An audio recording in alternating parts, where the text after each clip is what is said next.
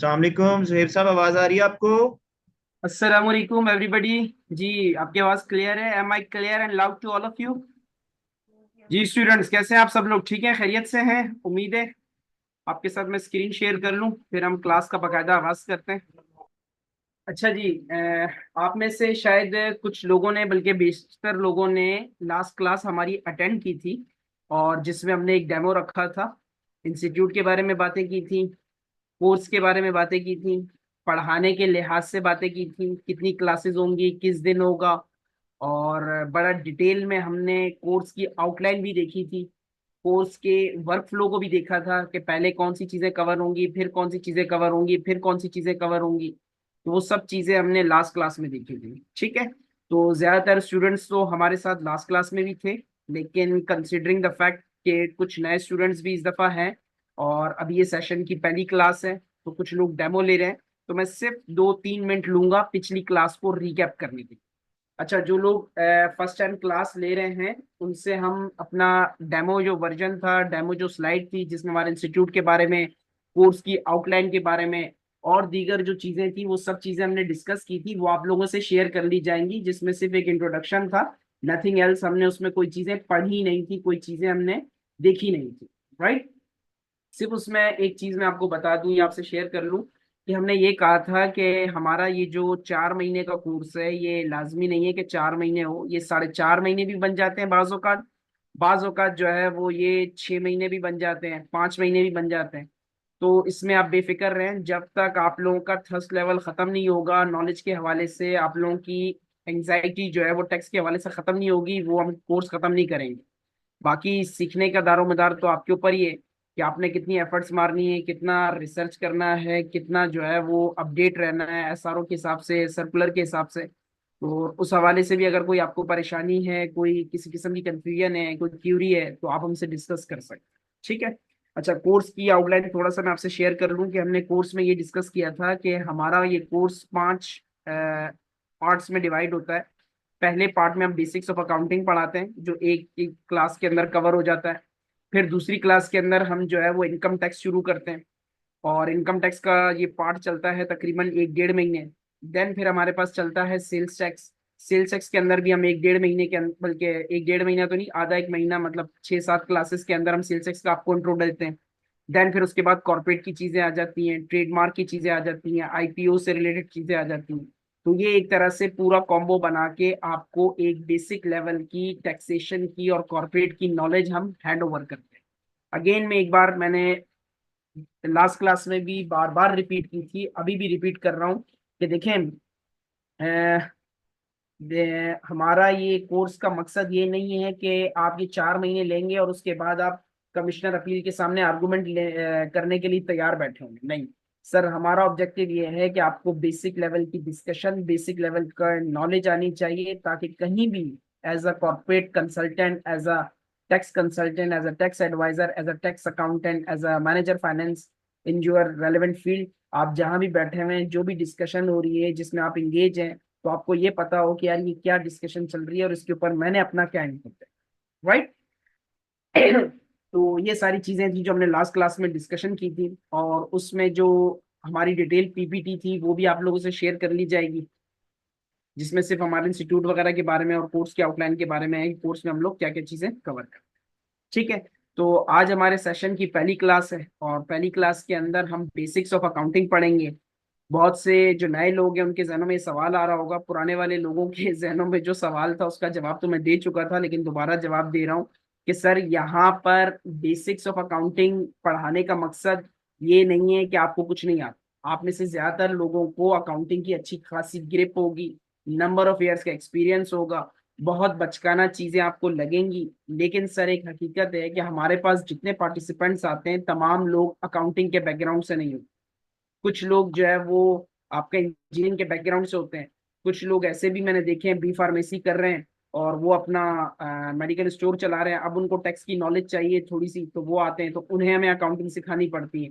तो हमारे पास तो पूरा डेटाबेस मेंटेन हो रहा है कि जितने पार्टिसिपेंट्स इस वक्त आप लोग मौजूद हैं, 77-78, तो सब तो अकाउंटिंग बैकग्राउंड से नहीं है। इसलिए ये अकाउंटिंग की नॉलेज देना हमारे लिए जरूरी है। दूसरी बात कि अकाउंटिंग की नॉलेज इसलिए भी देना जरूरी है कि टैक्स और अकाउंटिंग का बड़ा वो क्या कहते हैं चौली दामन का साथ है क्योंकि जब तक आपकी लिखत पढ़त नहीं होगी, जब तक आपके अकाउंट्स नहीं होंगे, जब तक आपकी चीजें रिकॉर्डेड नहीं होंगी, जब तक आपके प्रॉपर डॉक्यूमेंटेशन नहीं होगी, जब तक आपके प्रॉपर रिकॉर्ड्स मेंटेन नहीं होंगे, आपका टैक्स का इम्पैक्ट जो है वो हमेशा खाली रहेगा। सर आप ये बात क्यों कर रहे हैं सर? प्लीज ये माइक कर दें, प्लीज ये माइक कर दें। तो जी सर जब तक आपके पास प्रॉपर रिकॉर्ड्स मेंटेन नहीं होंगे, जब तक प्रॉपर बुक्स मेंटेन नहीं होंगी, जब तक प्रॉपर आपकी लिखत पढ़त नहीं होगी, आम देसी जबान में कहते हैं, तब तक आपको टैक्स का इम्पैक्ट निकालने में बड़ा मसला होगा। चाहे आप टैक्स अपने लिए निकाल रहे हो, चाहे आप किसी नोटिस का जवाब दे रहे हो, चाहे आप जो है वो कहीं पर बैठे हुए हो। सर आप ऐसी बात क्यों कर रहे हैं हमारे साथ? सर मैं आपसे ये बात इसलिए कर रहा हूँ कि मैं आपको कहता हूँ कि आप पे टैक्स लगेगा, तो आप आगे से सवाल करेंगे सर किस चीज पे आप टैक्स लगा रहे हैं, मैं कहूंगा सर मैं प्रॉफिट पे टैक्स लगा रहा हूँ। तो आप कहेंगे सर ये प्रॉफिट निकलेगा कैसे? तो मैं कहूंगा भाई निकालो अपने खाते, निकालो अपने रिकॉर्ड्स, निकालो अपनी लिखत पढ़त, उसमें चेक करो कितनी सेल है, कितनी कॉस्ट है, कितने एक्सपेंसेस हैं, कितना जो है वो इनकम है, और फिर प्रॉफिट कैलकुलेट करो। तो सर आ गई ना बात अकाउंटिंग की। इसी तरीके से सर अगर आपको नोटिस आता है मिसाल के तौर पे कि आपने जो है वो, शहरोज साहब कह रहे हैं कि सर वॉइस नहीं आ रही, वॉइस आ रही है मेरी या नहीं? शहरोज साहब आपकी तरफ शायद कोई प्रॉब्लम है, बाकी सबको तो आवाज क्लियर है। जी जी सर, आवाज आपकी क्लियर है सर, उनका नेटवर्क का प्रॉब्लम। ठीक है ठीक है ठीक। अच्छा सर, तो अगर मैं बात कर रहा था कि आप अपने लिए टैक्स की इम्पैक्ट को कैलकुलेशन कर रहे हैं या आपको डिपार्टमेंट से नोटिस आता है, दोनों सूरतों में आपका रिकॉर्ड, आपकी डॉक्यूमेंटेशन, आपकी बुक कीपिंग, आपकी अकाउंटिंग जब तक नहीं होगी तब तक आप करेक्ट फाइनेंशियल पोजीशन पे, करेक्ट फैक्चुअल पोजीशन पे नहीं पहुंच सकेंगे। तो इसलिए अकाउंटिंग की नो हाउ होना जरूरी है।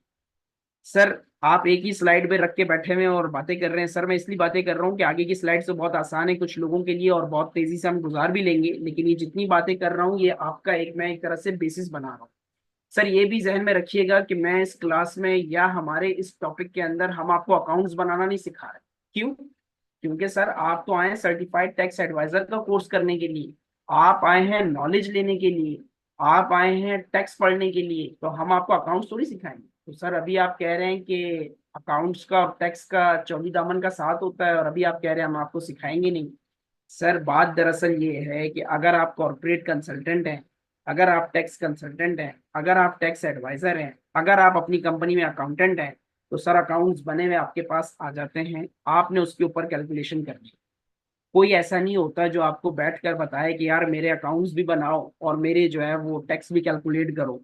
ज्यादातर लोग अपना रिकॉर्ड लेकर आते हैं, अपनी बुक कीपिंग लेकर आते हैं, अपनी अकाउंटिंग लेकर आते हैं, और आप उसको रिव्यू करके उसको देखकर चीजें बताते हो कि यार प्रॉफिट बता दो कितना है, तुम्हारा कैपिटल कितना है, मार्केट में तुम्हारा कितना पैसा फंसा हुआ है, तुमने कितने लोगों को पैसे देने हैं, सैलरीज का तुम्हारा एक्सपेंस कितना है। तो सर ये सारी चीजें आपके पास बनी बनाई आती हैं। आपको being a tax adviser, being a tax consultant, being a corporate consultant, उस अकाउंटिंग रिकॉर्ड को रिव्यू करना आना चाहिए, उस अकाउंटिंग रिकॉर्ड को थ्रेश आउट करना आना चाहिए कि मुझे उसमें से अपने टैक्स पर्पस के लिए क्या इन्फॉर्मेशन निकालनी है, और वो इन्फॉर्मेशन कहाँ प्रेजेंट होगी, कैसे प्रेजेंट हुई होगी, मुझे उसमें से कौन सी चीजें चाहिए। तो सर ये थोड़ा सा एक बैकग्राउंड था जिसकी वजह से हम एक क्लास लाजमी रखते हैं अकाउंटिंग के हवाले से पढ़ाने के लिए कि यार ये कौन सी चीजें हैं, कहाँ पर हैं, कैसे आएंगी, किस तरीके से बनती हैं, कहाँ पर होती हैं, ताकि एक थॉरोली अंडरस्टैंडिंग आपको आ जाए। राइट? तो अगेन इसमें जिन लोगों को बहुत सॉरी, जिन लोगों को बहुत जो है वो इशू है कि यार बहुत बेसिक लेवल की चीजें हैं, तो वो थोड़ा सा सब्र तहमुल करें। उनका कोई एडवांस लेवल का क्वेश्चन है तो वो भी कर सकते हैं, वो भी हम यहाँ पर जवाब देंगे, लेकिन हम पूरी क्लास को लेकर चल रहे हैं तो इसलिए हम थोड़ा सा एक इस पे बात कर रहे हैं बेसिक्स ऑफ अकाउंटिंग। अच्छा सर, अकाउंटिंग के हवाले से अगर मैं बात करूं कि अकाउंटिंग हमारे पास है क्या चीज, अकाउंटिंग होती क्या है? सर अकाउंटिंग कुछ भी नहीं है। सर मैं तो एक दुकानदार आदमी हूँ, मैं तो अपनी लिखत पढ़त करता हूँ, मैंने एक रजिस्टर रखा हुआ है, मैं उसके ऊपर पांच छह चीजें लिखता हूँ। सर क्या लिखते हैं आप उसके ऊपर? सर मैं लिखता हूँ मैंने माल कितना लेकर आया हूँ, मैंने माल कितना बेचा है, गोदाम में माल कितना रखा हुआ है, बिजली का बिल मेरा कितना आया है, मैंने अपने स्टाफ को तनख्वाह कितनी दी है, कैश इन हैंड मेरे पास कितना है, मेरा बैंक बैलेंस कितना है। सर ये जो आपने एक रजिस्टर रखा हुआ है, खाता रखा हुआ है, इसमें जो चीजें नोट कर रहे हो, यही चीज अकाउंटिंग। सर मतलब सर आपकी जितनी ट्रांजैक्शन है, जितनी आपकी फाइनेंशियल इंफॉर्मेशन है, उससे रिलेटेड जितनी भी इंफॉर्मेशन है, आप उसको मैनुअल रिकॉर्ड करो, आप उसको सैप में रिकॉर्ड करो, आप उसको हाईली सोफिस्टिकेटेड इन्वायरमेंट में जाकर बैठ के अकाउंटिंग का सॉफ्टवेयर लगाकर वहां रिकॉर्ड करो, है सर वो अकाउंटिंग। सर देसी जबान में इसको लिखत पढ़त भी कहते हैं, आम जबान में इंग्लिश में बुक कीपिंग भी कहते हैं। स्क्रीन पे आपको नजर आ रहा होगा कि चीजों को रिकॉर्ड करना, समराइज करना, एनालाइज करना, रिपोर्ट करना, किसी भी इंडिविजुअल से रिलेटेड हो, बिजनेस से रिलेटेड हो, वो आपकी क्या कहलाती है, अकाउंटिंग कहलाती है। सर ये हम करते क्यों हैं?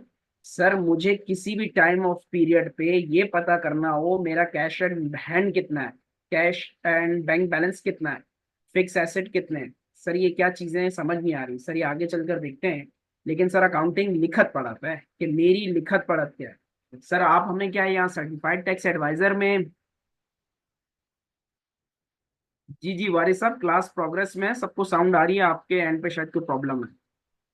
अच्छा सर, आप तो हमें दुकानदारी की मिसाल दे रहे हैं। नहीं सर, मैं आपको दुकानदारी से लेकर मल्टा नेशनल तक का पूरा एक फ्लो बताऊंगा, एक पूरा उसका एक टेक्सचर बताऊंगा कि किस तरीके से आप उसमें चल सकते हैं। सर अभी आप तो मिसाल दे रहे थे दुकान की, सर आप बात कर लें यूनिलीवर। सर यूनिलीवर में तो सैप उन्होंने अपने पास इम्प्लीमेंट किया हुआ है, बिल्कुल किया हुआ है। सर यूनिलीवर में कितने एम्प्लॉइज हैं? सर अराउंड थाउजेंड्स में होंगे। सर सबकी सैलरीज जाती हैं, बिल्कुल जाती हैं। सर वो कौन रिकॉर्ड कर रहा होता है? सर उन्होंने अपने पास बड़ा जबरदस्त सिस्टम बनाया हुआ है, और सिस्टम में वो एंट्री मारते हैं, जोहेब अख्तर सैलरी इतनी, वो फुल कैलकुलेट कर लेता है कि टैक्स कितना है और बोनस कितना होगा, डेली अलाउंस कितना है, ट्रेवलिंग अलाउंस कितना है, और नेट पे कितनी होगी, बैंक अकाउंट नंबर, सब चीजें वहां मेंटेन है। सर ये जो सिस्टम में आप एंट्री कर रहे हैं सैप का, इतने मिलियन रुपीस का आपने हैवी सिस्टम लगाया हुआ है यूनिलीवर मल्टीनेशनल में, सर ये क्या कर रहे हैं आप? जो सैलरीज रिकॉर्ड कर रहे हैं, सर अकाउंटिंग ही कर रहे हैं। बस वहां आप सिर्फ चीजें पुट इन कर रहे हैं, सॉफ्टवेयर आपके बिहाफ पे सारे रजिस्टर मेंटेन कर रहा है, सैलरी का register, expense register, income register, आपके लेजर्स मेंटेन कर रहा है, जीएल मेंटेन कर रहा है, ट्रायल बैलेंस रिलेट कर रहा है। एक बटन दबाएंगे, फाइनेंशियल स्टेटमेंट आपके पास बनकर आ जाएंगी। राइट? तो सर ये सारी चीजें क्या कहलाती हैं, अकाउंटिंग। चाहे आप एक दुकानदार का रजिस्टर का खाता देख रहे हो, या चाहे आप एक मल्टीनेशनल की जो है वो अकाउंटिंग को देख रहे हो। नुमान नजीर साहब, आप अपने एंड पे चेक करें, साउंड क्लियर है? अच्छा सर जी, अकाउंटिंग का मतलब ये हो गया कि मैं अपने बिजनेस से मुतल्लिक जितनी भी ट्रांजैक्शन है, सर आप मिसाल ले लें कोई भी, मैं आपको बताऊंगा ये अकाउंटिंग ट्रांजैक्शन। सर यूनिलीवर की मिसाल लेते हैं, मल्टीनेशनल की। सर थाउजेंड ऑफ एम्प्लॉइज काम करते हैं, उनको सैलरीज जारी है। सर ये रिकॉर्ड होगा, बिल्कुल होगा, क्योंकि सर फाइनेंशियल ट्रांजैक्शन है ना, कंपनी का खर्चा हो रहा है, तो कंपनी का तो मतलब खर्चा हो रहा है तो कंपनी तो रिकॉर्ड करेगी, एक्सपेंस है कंपनी का। सर ये भी अकाउंटिंग है।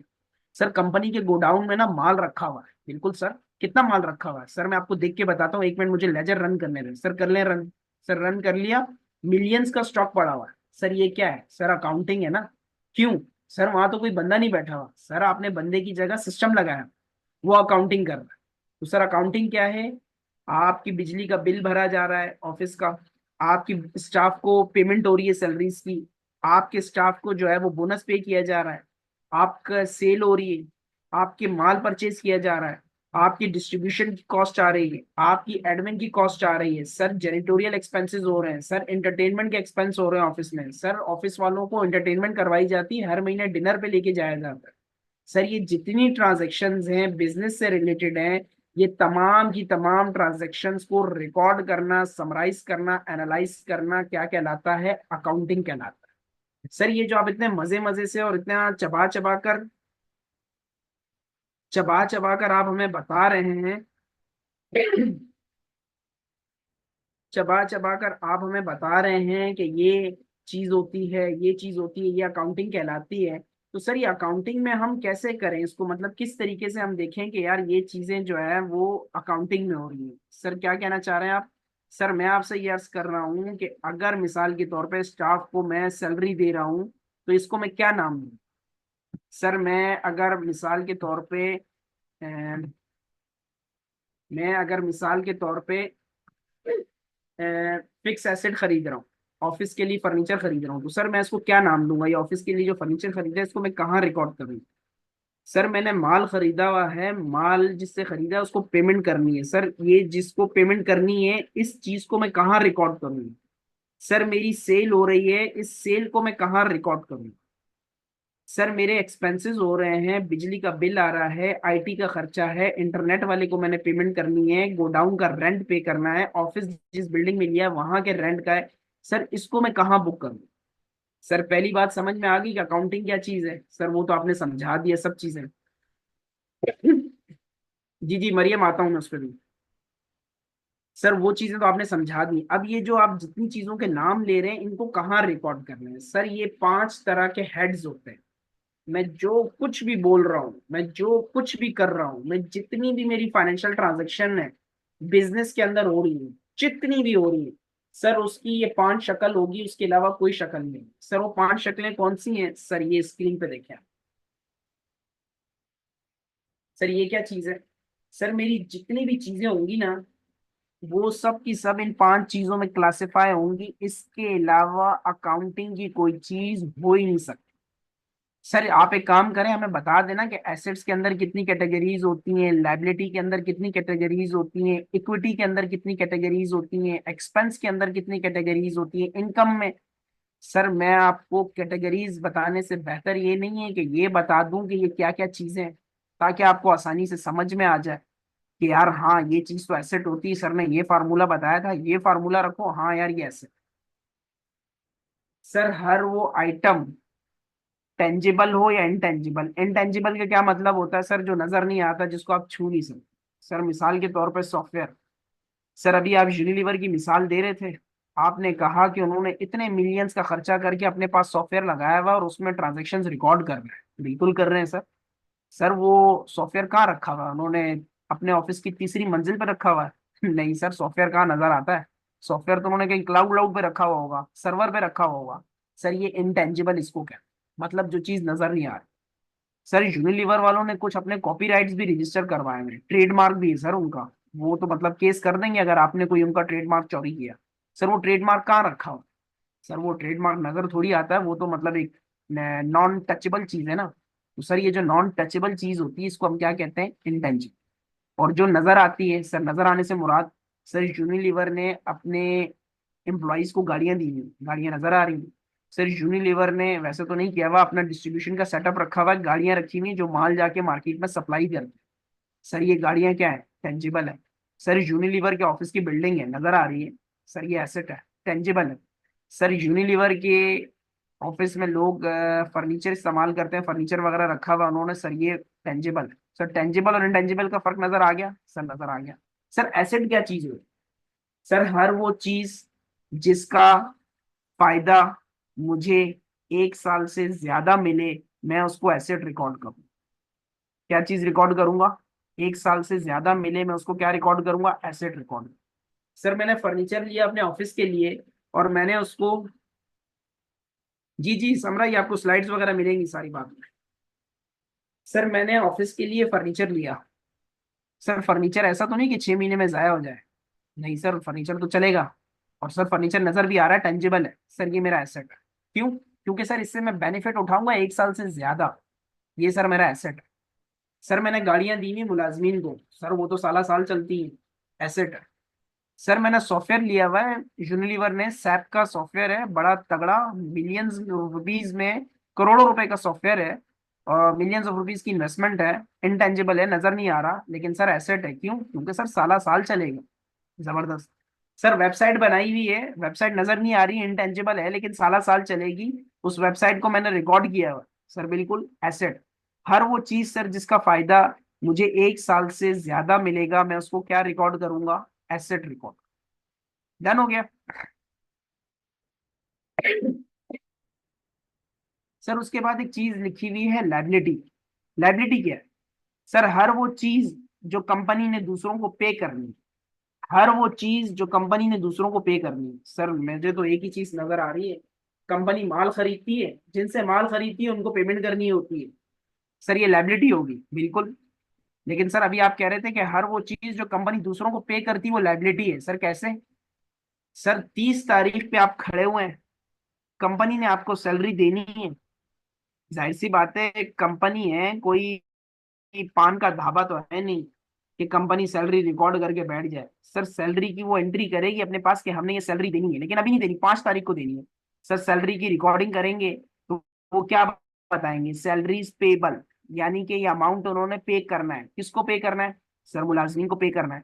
सर टैक्स का चालान बनाना है, लेकिन टैक्स का चालान बना लिया, पेमेंट अभी नहीं होगी, 2 दिन के बाद होगी। तो सर ये अमाउंट क्या है? पे करना है। किसने पे करना है? लोगों को पे करना है। सर इसमें कैश आउटफ्लो होगा, यानी कैश मेरे पास से जाएगा, तो सर मैं इसको क्या रिकॉर्ड करूंगा? लायबिलिटी। तो सर लायबिलिटी क्या है? हर वो चीज जिसमें कैश आउटफ्लो होगा, जो कंपनी ने दूसरों को पे करना है, वो मेरी क्या है? लायबिलिटी। डन है जी।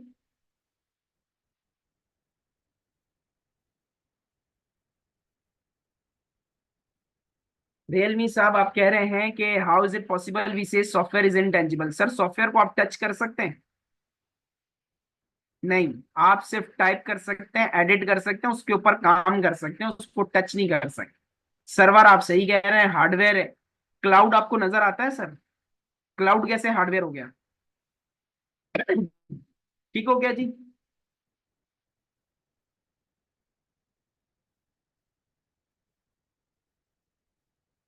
मलिक असद साहब आप शायद देर से आए, ये क्लास हमारी जो है ना वो अकाउंटिंग पे चल रही है, हमने बताया, उसके ऊपर वो करेंगे, बात करते हैं आपसे बाद में।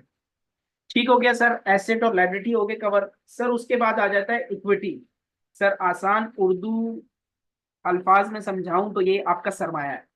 सर सरमाया, जी सर मैंने इतना पैसा लगाया हुआ, या मेरे दुकान की या मेरे बिजनेस की कीमत इतनी है। सर बिजनेस की कीमत आप कैसे निकालेंगे?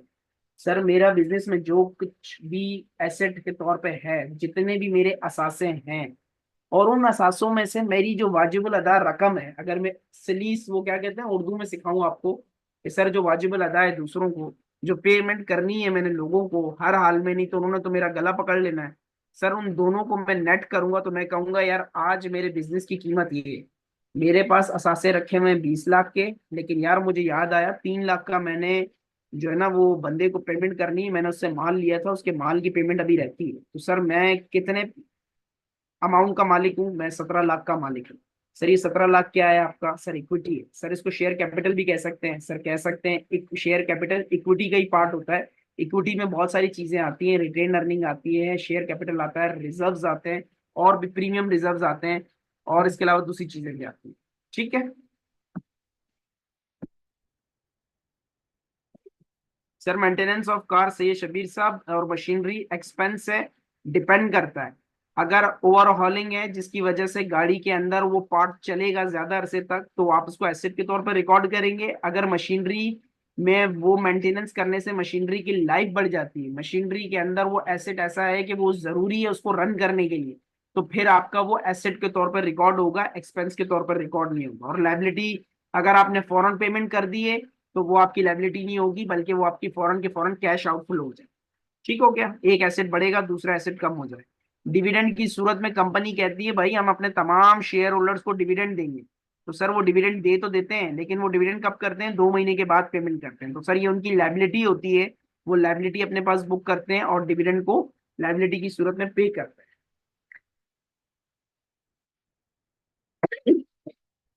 अच्छा जी सर, तीसरा एक्सपेंस। एक्सपेंस क्या है सर जी? खर्चा है।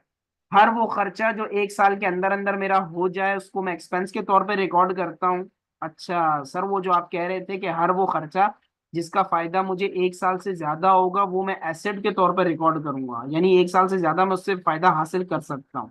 और सर जो 1 साल के अंदर अंदर कंज्यूम हो जाए मैं उसको क्या कहूंगा? एक्सपेंस कहूंगा। अभी गाड़ियों की मेंटेनेंस की बात की ना सर, मेंटेनेंस में तो गाड़ियों की मेंटेनेंस हुई, खत्म हो गई, फिर 2 महीने के बाद दोबारा मेंटेनेंस हो गई, तो एक्सपेंस किए जा रहा हूँ खत्म हुआ जा रहा है, एक्सपेंस किए जा रहा हूँ खत्म हुआ जा रहा है, यानी कि एक ही साल के अंदर वो मेरा एक्सपेंस कंज्यूम हो रहा है, तो सर मैं उसको क्या कहूंगा? एक्सपेंस कहूंगा।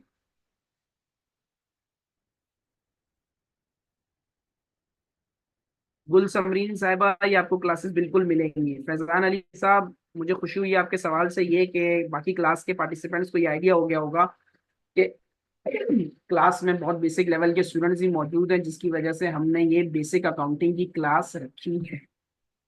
ठीक हो गया जी। अच्छा जी, लाइबिलिटी और एक्सपेंस के दरमियान सर ये दोनों कॉरेस्पॉन्डिंग इफेक्ट होते हैं। अकाउंटिंग के अंदर एक और चीज भी आती है सर, वो चीज क्या है सर? वो होती है डबल एंट्री।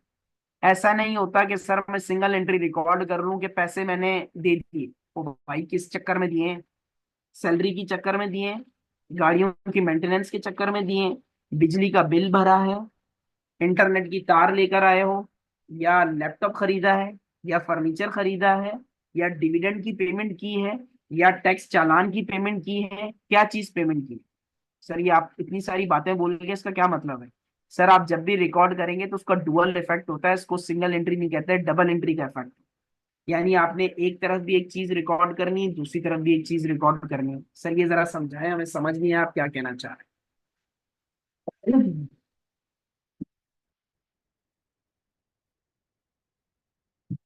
सर मैं ये कहना चाह रहा हूँ कि मैंने कहा मैं सैलरी की पेमेंट करने जा रहा हूँ, तो सर सैलरी क्या है? मेरा खर्चा है, खर्चा रिकॉर्ड कर लिया, सर पेमेंट कर दी मैंने। तो सर एक तरफ मैं खर्चा कर रहा हूँ, दूसरी तरफ मैं कैश की भी तो अपना कम कर रहा हूँ, तो दोनों चीजें रिकॉर्ड करूंगा ना। सैलरी अपना एक्सपेंस के तौर पे डेबिट करूंगा, एसेट को मैं अपने पास क्या करूंगा, क्रेडिट के तौर पे कम दिखा। अगेन सर मैं यहाँ पर आपको अकाउंट्स पढ़ाने नहीं बैठा, आप अकाउंट्स पढ़ने नहीं बैठे। आपको इन सब चीजों की रिकॉर्डिंग का पता नहीं होना चाहिए कि यार ये एसेट रिकॉर्ड हुआ है, ये लायबिलिटी रिकॉर्ड हुई है, नहीं। सर आपको ये पता होना चाहिए कि ये वाला जो अमाउंट ये दिखा रहे हैं, ये एसेट के तौर पे इनको दिखाना चाहिए, लायबिलिटी के तौर पे दिखाना चाहिए, या एक्सपेंस के तौर पे दिखाना चाहिए, या इनकम के तौर पे दिखाना चाहिए, और इसका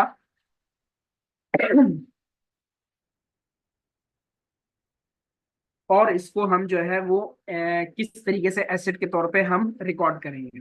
एहसानुल्लाह मरवत साहब, अगर आप कार एसी को चेंज करते हैं 60,000 रुपए से, अमाउंट पर मत जाएं, उसकी नेचर पर जाएं। अगर वो एसी का जो कार एसी का आप कंप्रेसर चेंज कर रहे हैं, जिसकी वजह से वो कंप्रेसर काफी अरसे चलेगा, तो आप उसको एसेट्स के अंदर रिकॉर्ड कर सकते हैं। लेकिन अगर आपको पता है कि यार नहीं, कंपनी की पॉलिसी भी होती है बाज़ औक़ात कि यार हमने 50,000 से ऊपर का एसेट रिकॉर्ड करना, उससे नीचे वाला जितना भी है वो सारा का सारा हमने एक्सपेंस आउट करना है। सर अगेन अगर आपका 60,000 का है तो आप एसेट में ले जाएंगे, कंपनी की पॉलिसी है कि नहीं 60,000 को भी एक्सपेंस आउट करना है, तो फिर आपने एक्सपेंस आउट करना, राइट। लेकिन नॉर्मली कंप्रेसर जो कार एसी का होता है वो ज्यादा अरसे तक चलता है, तो जो छोटी कंपनीज होती हैं वो उसको एसेट के तौर पे ही लेकर जाती है। जो रिप्लेस पार्ट है, अगर आपने उसको बेच दिया है तो वो आपका एसेट का डिस्पोजल हो जाएगा। एसेट का डिस्पोजल हो जाएगा, स्क्रैप इनकम के तौर पे आप उसको दिखाएंगे। मिसाल के तौर पे पहले से एक गाड़ी आपने ली हुई है और उसका आप कंप्रेसर निकाल के बेच रहे हैं, तो उसको तो आपने अलग से एसेट रिकॉर्ड नहीं किया होगा, तो सर वो आपकी स्क्रैप सेल होगी और अदर इनकम होगी, अगर आपको फायदा हुआ इसमें। ठीक हो गया?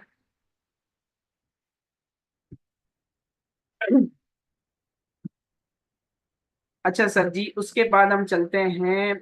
ये तो हमने देख लिया कि हेड्स ऑफ अकाउंटिंग, के अकाउंटिंग के हेड्स कौन कौन से, asset, liability, equity, expense, income.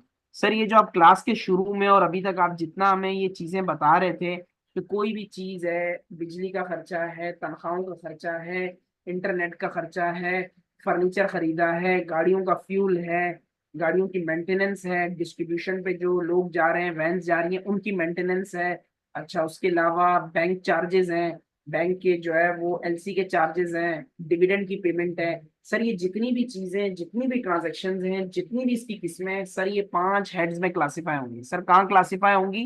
5 heads में क्लासिफाई होंगी। ठीक हो गया सर जी?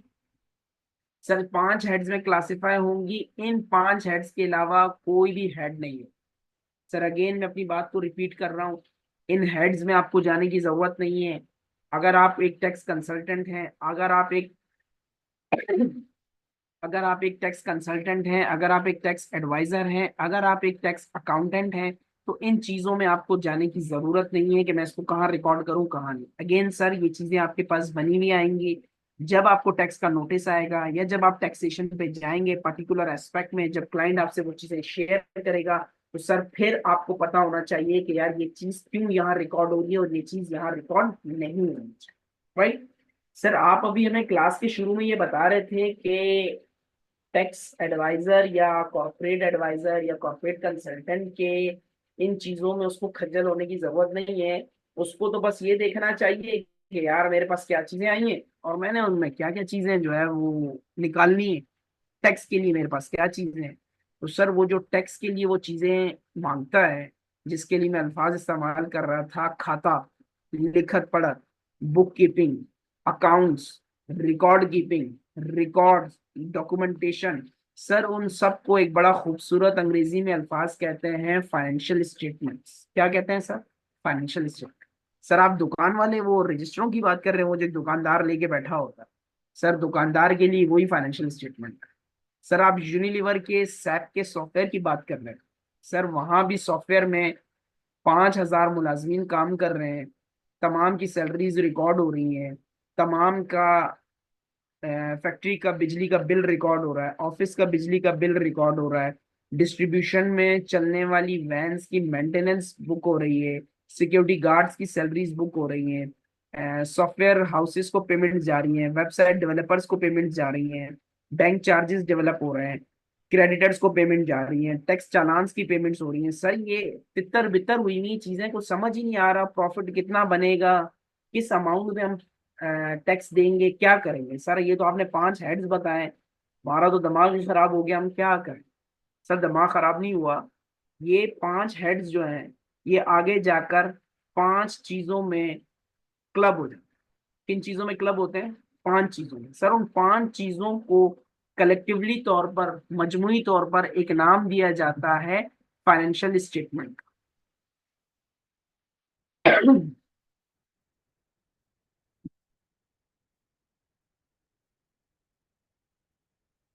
जी जी, आपके सवाल पे आता हूँ, 1 मिनट।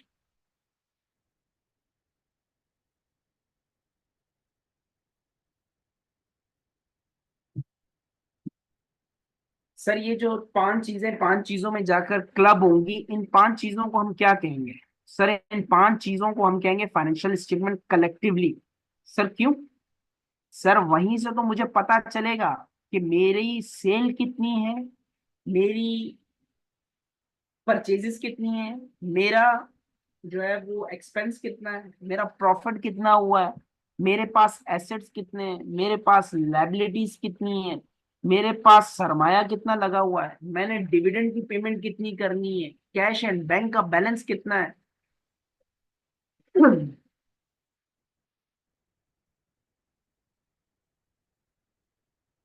एहसानुल्लाह मरवत साहब, थोड़ा सा वेट किया करें, क्लास भी चल रही होती है, मैं साथ साथ में जवाब दूंगा आपको। Difference between liability and expense. Sir मैं अगेन आपको रिपीट कर रहा हूं कि लाइबिलिटी और एक्सपेंस के अंदर एक तरफ आप एक्सपेंस बुक करेंगे और दूसरी तरफ आप एसेट को कम करेंगे अगर उसकी पेमेंट होगी। अगर पेमेंट नहीं हुई तो आप लाइबिलिटी बुक करेंगे। सर लाइबिलिटी आप बता रहे थे कि मैंने दूसरों को पेमेंट करनी है, बिल्कुल सर पेमेंट करनी है।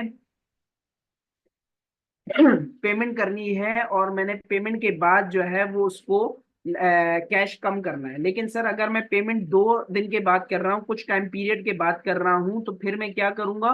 सर फिर मैं उसको लाइबिलिटी के तौर पर रिकॉर्ड करूंगा कि ये पैसे मैंने उसको देने हैं, मैं बाद में दूंगा। लेकिन सर ये पैसे मैंने क्यों देने हैं? क्योंकि सर मैंने खर्चा किया है। क्या किया है? सर बिजली का बिल दिया है। सर बिजली का बिल क्या है मेरे लिए? एक्सपेंस है, खर्चा है। सर मैंने सैलरीज दी है। सर सैलरीज क्या है? सैलरीज खर्चा है। सर मैंने इंटरनेट वाले के पैसे दिए, बिल्कुल सर वो है। सर मैंने एंटरटेनमेंट एक्सपेंस किया है, एंटरटेनमेंट करवाई है, स्टाफ को डिनर पे लेकर गया हूँ। सर क्या हुआ है? सर ये खर्चा है, राइट। मंसूर अहमद साहब, जी हाँ, आप सही कह रहे हैं, 4 और 5 तो होना चाहिए, लेकिन अभी बेसिक क्लास है, हम सिर्फ लोगों को बता रहे हैं कि आपने हेड ऑफ अकाउंटिंग कैसे करनी है। ठीक हो गया। सर मैं अपनी स्लाइड पे आता हूँ जहां पर मैं आपसे कह रहा था कि वो तमाम हेड्स जो है वो जाकर क्लब हो जाएंगे 5 चीजों में। सर यहाँ 3 चीजें लिखी हुई है, सर 2 चीजें और भी होती हैं, statement of changes in equity और notes to the account. Sir ये है क्या चीज? इसकी कोई शक्ल वकल मिल सकती है हमें? सर आपसे अभी शेयर करता हूँ, थोड़ा सा वेट करेंगे। सर ये फाइनेंशियल स्टेटमेंट है क्या चीज, जरा बताएं तो सही। सर ये फाइनेंशियल स्टेटमेंट ये चीजें हैं कि अभी आप जितनी बातें मेरे साथ कर रहे थे ना, कि सर ये चीजें आ गई, ये चीज आ गई, ये चीज आ गई, मतलब कि सैलरीज का एक्सपेंस हो गया, और 1 मिनट,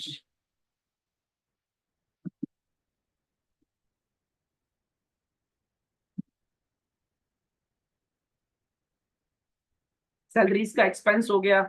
सर उसके अलावा मेरे पास जो है वो बिजली के बिल का खर्चा हो गया, गाड़ियों का खर्चा हो गया। सर उसके अलावा मेरे पास जो है वो मुलाजमीन की तनख्वाहें हो गई, सब चीजें हो गई। सर वो सब चीजें जो आ रही थी, मैं तो पागल हो रहा था। खर्चा भी हो रहा है, बिजली का बिल भी जा रहा है, डिविडेंड की पेमेंट हो रही है, एसेट्स भी आ रहे हैं, क्रेडिटर्स को पेमेंट भी हो रही है। और तो सर ये सब चीजें क्या है मेरे पास? सर ये सब चीजें ये हैं आपके पास कि आपको जो है वो पता ही नहीं चलेगा कि यार प्रॉफिट कितना हुआ है। क्यों? क्योंकि सर आप जो हमसे एक मिनट का स्लाइड, जी सर, आप जो हमें बता रहे थे कि 5 हेड्स आपने जो है वो इनके अंदर क्लासिफाई कर दी, इसमें हमें समझ आ गई कौन सी चीज कहाँ क्लासिफाई करनी है। लेकिन सर अगर कोई हमसे सवाल ये पूछ ले कि बाबा साल में प्रॉफिट हुआ है, लॉस हुआ है, तुम्हारे पास एसेट्स कितने हैं, तुम्हारे पास लाइबिलिटी कितनी है जो तुमने आज पेमेंट करनी है, तुम्हारे पास जो है वो शेयर कैपिटल कितना है, नेट तुम्हारा सरमाया कितना लगा हुआ है, सर वो मैं जवाब कैसे दूंगा? सर उसके लिए आप एक चीज बनाएंगे जिसको कहते हैं financial statement. Sir in financial statement में 4 चीजें होती हैं। सॉरी सर, क्या क्या चीजें होती हैं? सर इनकम स्टेटमेंट होता है, इसमें एक बैलेंस शीट होती है, statement of cash flow. Sir income statement से मुझे क्या पता चलता है? सर मुझे ये पता चलता है कि प्रॉफिट और लॉस क्या हो। सर ये प्रॉफिट एंड लॉस मैं बनाऊंगा। अगेन सर आप टैक्स एडवाइजर हैं, आप कॉर्पोरेट कंसल्टेंट हैं, आप टैक्स कंसल्टेंट के तौर पे किसी क्लाइंट को डील कर रहे हैं, आप अपनी कंपनी में बैठे हुए टैक्स डिपार्टमेंट को लीड कर रहे हैं, आप टैक्स मैनेजर के तौर पे जॉब कर रहे हैं सीए फर्म में। आप ये थोड़ी बताएंगे कि प्रॉफिट एंड लॉस कैसे कैलकुलेट होगा। सर आपको ये पता होना चाहिए कि इनकम स्टेटमेंट किसे कहते हैं और इनकम स्टेटमेंट के अंदर क्या चीज नजर आती है और किस तरीके की उसकी चीजें नजर आती हैं।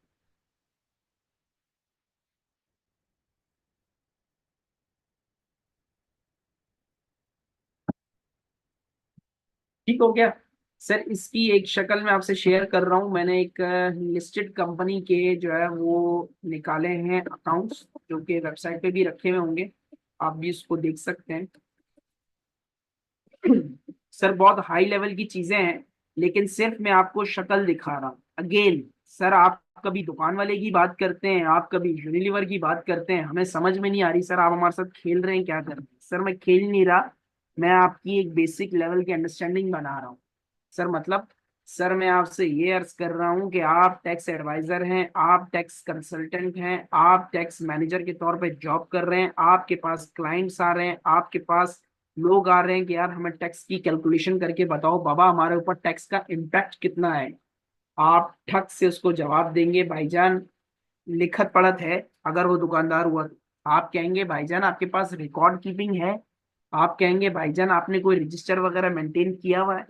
सर आपके पास कोई लिस्टेड क्लाइंट आ जाता है, बेहतरीन क्लाइंट, 2000 लोग काम करते हैं, अकाउंट्स डिपार्टमेंट है, लाखों रुपए की तनख्वाहें दे रहे हैं अकाउंटेंट्स को, अकाउंट्स डिपार्टमेंट मैनेज हो रहा है, फाइनेंस डिपार्टमेंट की बहुत बड़ी टीम बैठी हुई है, हाईली क्वालिफाइड अकाउंटेंट्स बैठे हुए हैं। वो आपको कहते हैं यार टैक्स की कैलकुलेशन करके बता दो कि हमारे ऊपर टैक्स का इम्पैक्ट क्या है। आप उसको आगे से क्या कहेंगे? लिखत पढ़त, खाता, record keeping, book keeping, documentation, record keeping नहीं सर, आप वहां एक खूबसूरत अल्फाज इस्तेमाल करेंगे financial statement. Sir financial statement क्या होती है? सर फाइनेंशियल स्टेटमेंट अभी मैंने आपसे शेयर की कि फाइनेंशियल स्टेटमेंट में 4 चीजें होती हैं। स्क्रीन शेयर हो गई आप लोगों के साथ? सॉरी 5 चीजें होती हैं। स्क्रीन शेयर हो गई आप जी लोगों के साथ? सर,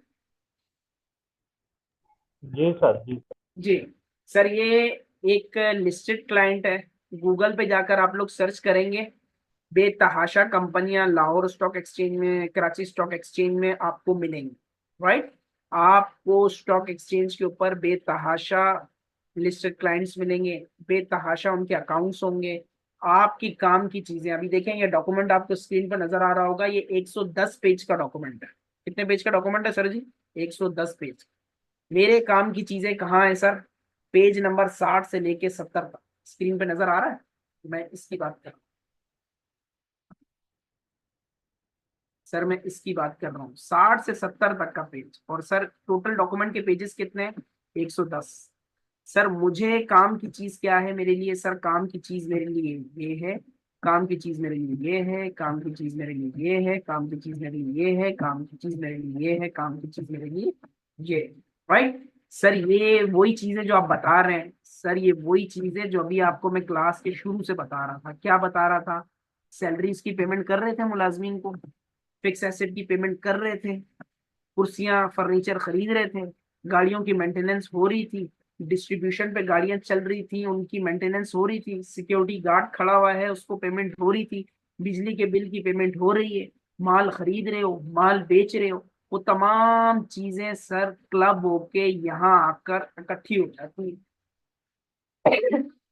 पूरा साल, पूरा साल लोगों को तनख्वाहें भी जा रही हैं, बिजली के बिल भी जा रहे हैं, रिकॉर्डिंग हो रही है, बेताशा ट्रांजैक्शन है सर। मेरा उससे कोई गर्ज नहीं। आपके पास बेशक 24 लोग काम कर रहे हो फाइनेंस में, आपके पास 24,000 लोग काम कर रहे हो, आप अच्छे वाला सॉफ्टवेयर इस्तेमाल कर रहे हो, आप बुरे वाला सॉफ्टवेयर इस्तेमाल कर रहे हो, आप एक छोटे लेवल का घर बैठे एक्सेल पे अकाउंट्स बना रहे हैं सर, मुझे इससे गर्ज नहीं है। मुझे इससे गर्ज है कि मैंने टैक्स की कैलकुलेशन करनी है, उसके लिए मुझे फाइनेंशियल स्टेटमेंट चाहिए, मुझे लिखत पढ़त चाहिए, मुझे हिसाब किताब चाहिए, मुझे रिकॉर्ड कीपिंग चाहिए, मुझे बुक कीपिंग चाहिए। उस बुक कीपिंग के लिए अकाउंटिंग होती है, वो अकाउंटिंग उस बंदे ने खुद की हुई होती है, अपने पास चीजें रिकॉर्ड की हुई होती हैं, और वो चीजें जब सम अप करके मेरे पास लाता है तो सर मेरे पास चीजें बन जाती हैं कलेक्टिवली बेसिस पे, अकाउंट्स, फाइनेंशियल स्टेटमेंट, रिकॉर्ड्स, जिसकी बुनियाद के ऊपर मैं टैक्स की कैलकुलेशन करता हूँ। सर अभी आप हमसे कह रहे थे कि profit and loss account, sir profit and loss account जो है वो क्या होता है सर? ये प्रॉफिट एंड लॉस को बताता है कि मेरे पास प्रॉफिट कितना हुआ है, लॉस कितना हुआ है। सर मेरी एक रिक्वेस्ट है आप तमाम लोगों से, जो हमारे साथ इनरोल हो चुके हैं वो भी, जो नहीं हो चुके वो भी। सर मेरे पढ़ाने के साथ साथ जितना आपका रिसर्च लेवल स्ट्रांग होगा ना, उतना आपको सर मजा आएगा। क्या आएगा सर? मजा आएगा। सर अगर मैं यहाँ पे पढ़ाता रहूँ, बोलता रहूँ, और आप जो है वो घर जाकर खामोशी के साथ टिकटॉक पे 4-5 वीडियोस देखेंगे, यूट्यूब पे गाने सुनेंगे और सो जाएंगे, तो सर उससे मजा नहीं आएगा।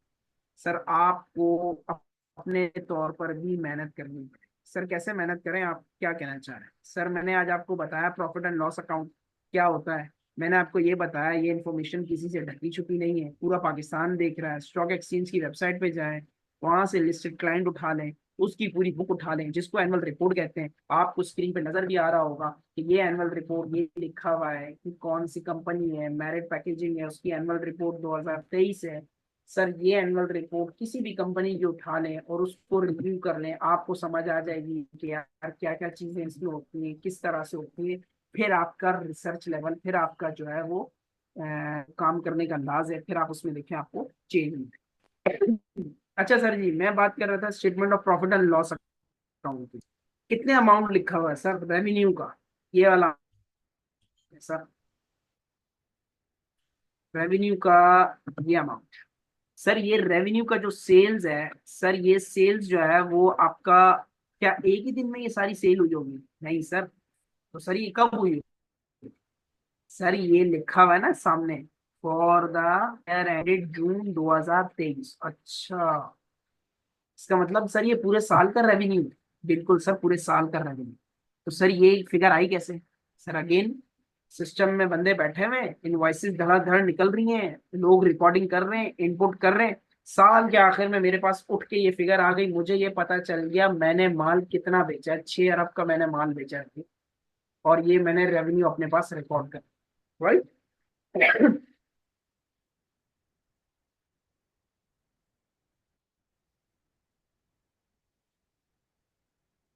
अच्छा सर, जी स्क्रीन ये सबको शेयर नहीं कैसे हो रही? करा जाए?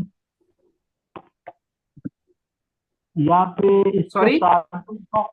स्टार्ट में लिखा था कि statement of income statement profit and loss, यानी कि, और दूसरा था statement of comprehensive income.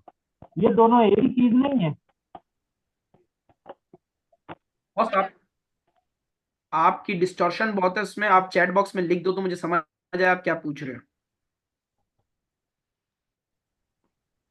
Ji sir, अब वॉइस क्लियर आ रही है सर जी आपको? प्रॉफिट, जी आप क्लियर है, थोड़ी आवाज बोलें, क्या कह रहे हैं? सर मैंने कहा statement of profit and loss और जो स्टेटमेंट ऑफ कम्प्रीहेंसिव इनकम है वो तो एक ही चीज नहीं है, एक ही चीज का नाम है। जी जी जी जी, वेट करें बॉस, वेट करें, मैं आ रहा हूँ, मैं वही, क्योंकि क्लास के जो बेसिक स्टूडेंट्स हैं मैंने उनके साथ जो है वो लेके चलना है, थोड़ा सा वेट करें। इसमें मैं भी आपको और भी चीजें दूंगा, जरा सा वेट करें बस। अच्छा सर जी, ये जो चीजें थी हमारे पास के प्रॉफिट एंड लॉस अकाउंट के, सर इसमें प्रॉफिट नजर आ रहा है आप लोगों को?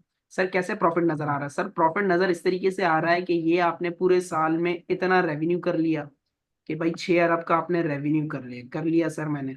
सर उसके बाद नीचे आप कुछ एक्सपेंसेस दिखा रहे हैं, general admin expenses. Sir again ये एक्सपेंसेस पूरे साल में होंगे? सर बिल्कुल पूरे साल में हुए हैं। क्यों? क्योंकि सर देखें ऊपर स्टेटमेंट बार बार क्या लिखा हुआ आ रहा है, for the year, for the year, for the year.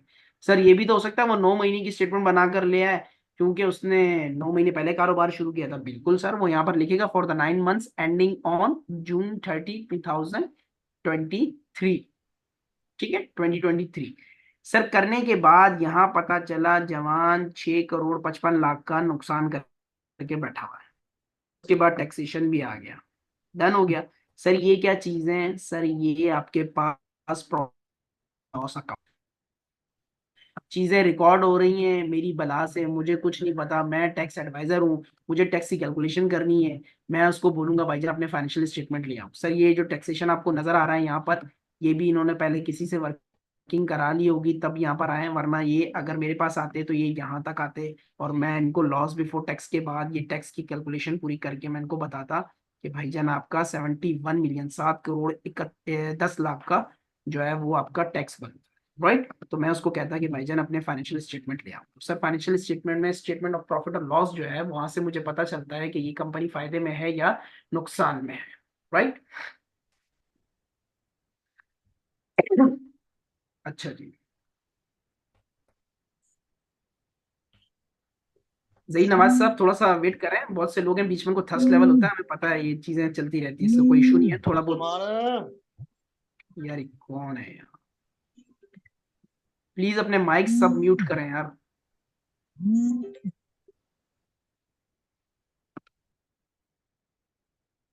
अच्छा जी, ये statement of profit and loss हो गया। अब सर मैं आपसे जो है वो शेयर कर रहा हूँ दोबारा वही वाली स्क्रीन जिस पे मैंने आपसे कहा था कि दूसरी चीज होती है balance sheet. Sir balance sheet में क्या चीजें होती हैं? सर बैलेंस शीट में मेरे पास 3 चीजें आती हैं, asset, liability and equity of the company. Sir पहले आपने कहा कि 4 चीजें 5 चीजों में हम क्लासिफाई करते हैं। सर जो 2 चीजें थी ना, इनकम और एक्सपेंस, ये तो सर निकल गए कहाँ पर? ये पहली वाली स्टेटमेंट में आ गया, प्रॉफिट एंड लॉस में। ठीक हो गया। फायदा क्या है, नुकसान क्या है, ये कहाँ से पता चलेगा? आपको पता चलेगा वहां से, कहाँ से? Profit and loss account. Sir balance sheet में ये 3 चीजें हैं, एसेट, लायबिलिटी और इक्विटी। एसेट क्या होता है ये आपको बता दिया, लायबिलिटी क्या होती है ये आपको बता दिया। ठीक हो गया सर? सर इसकी एक शक्ल दिखा दें, सर इसकी शक्ल भी देख लें आप स्क्रीन पे।